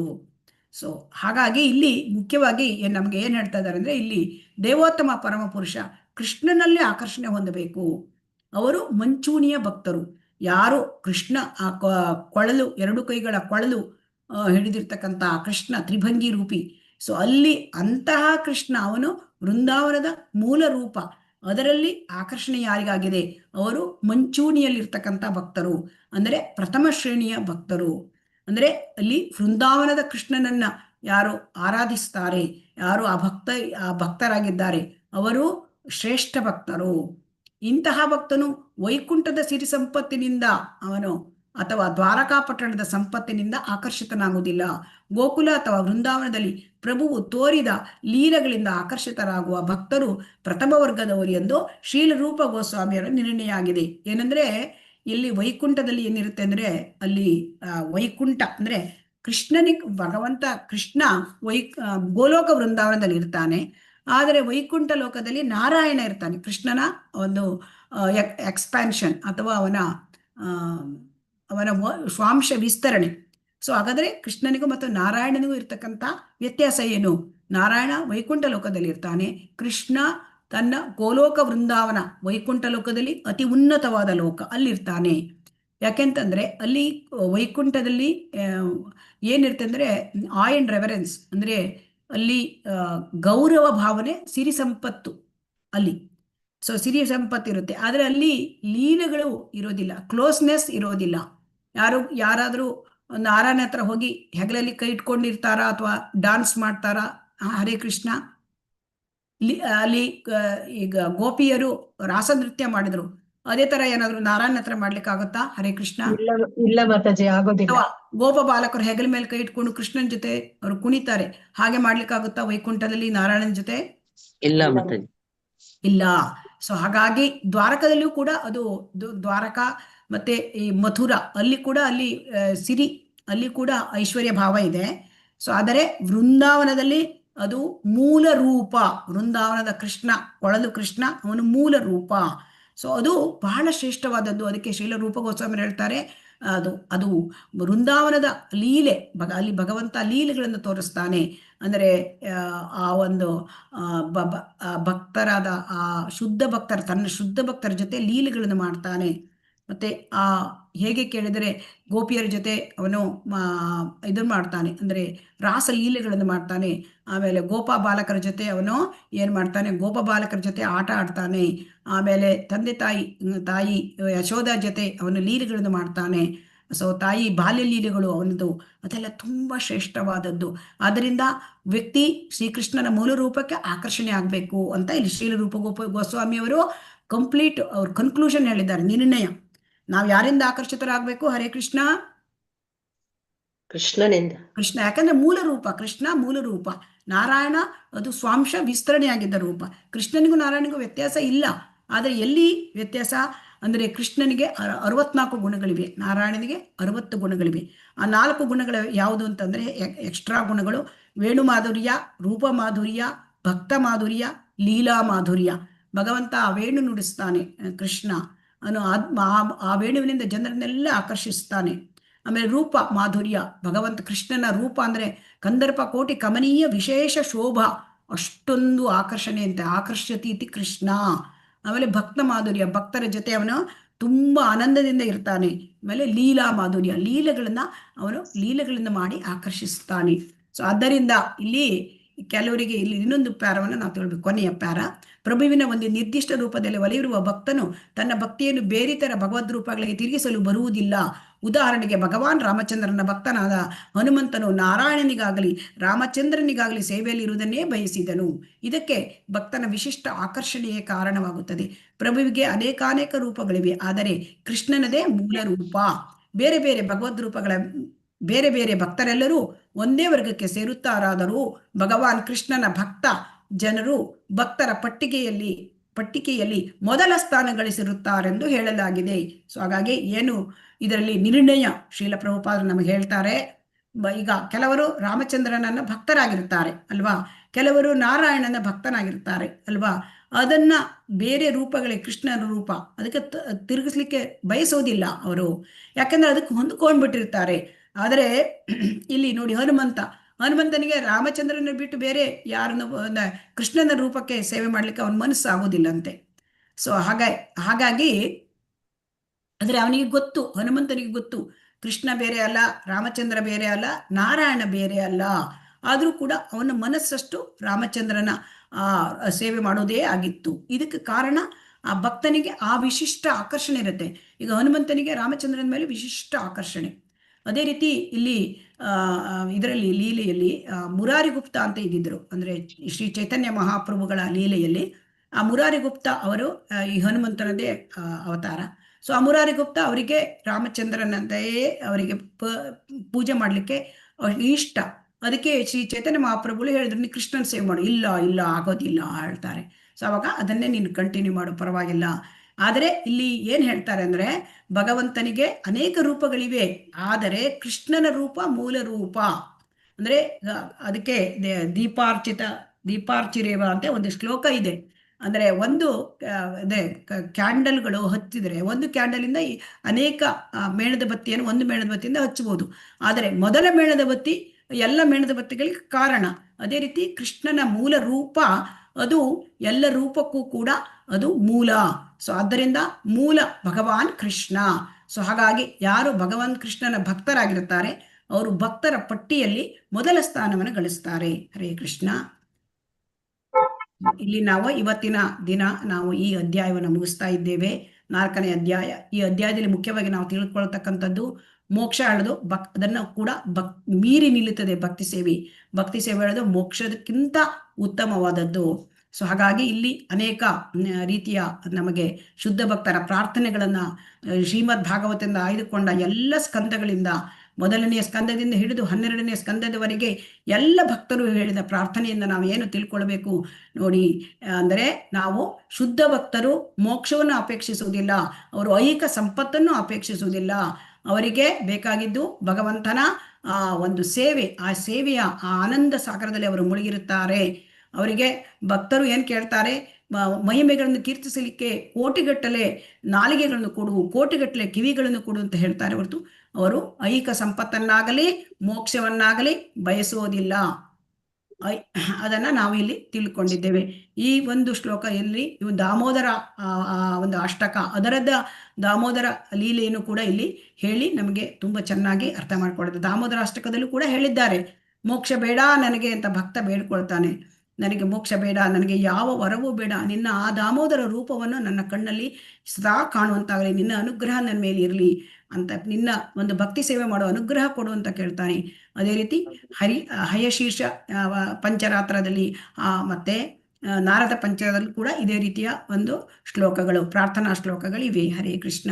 ಆದ್ದರಿಂದ ಇಲ್ಲಿ ನಾವೇನು ತಿಳ್ಕೊಳ್ಬೇಕು, ಯಾವ ಭೋಗಭಾಗ್ಯಗಳು, ಐಹಿಕ ಭೋಗಭಾಗ್ಯಗಳು ಮೋಕ್ಷಕ್ಕೂ ಕೂಡ ನಾವು ಬಯಸಬಾರದು.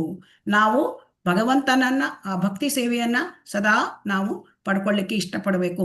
ಮತ್ತೆ ಕೊನೆಯದಾಗಿ ಇಲ್ಲಿ ಶ್ರೀಕೃಷ್ಣ ಮೂಲ ರೂಪ ಕೊಳಲು ಕೃಷ್ಣ.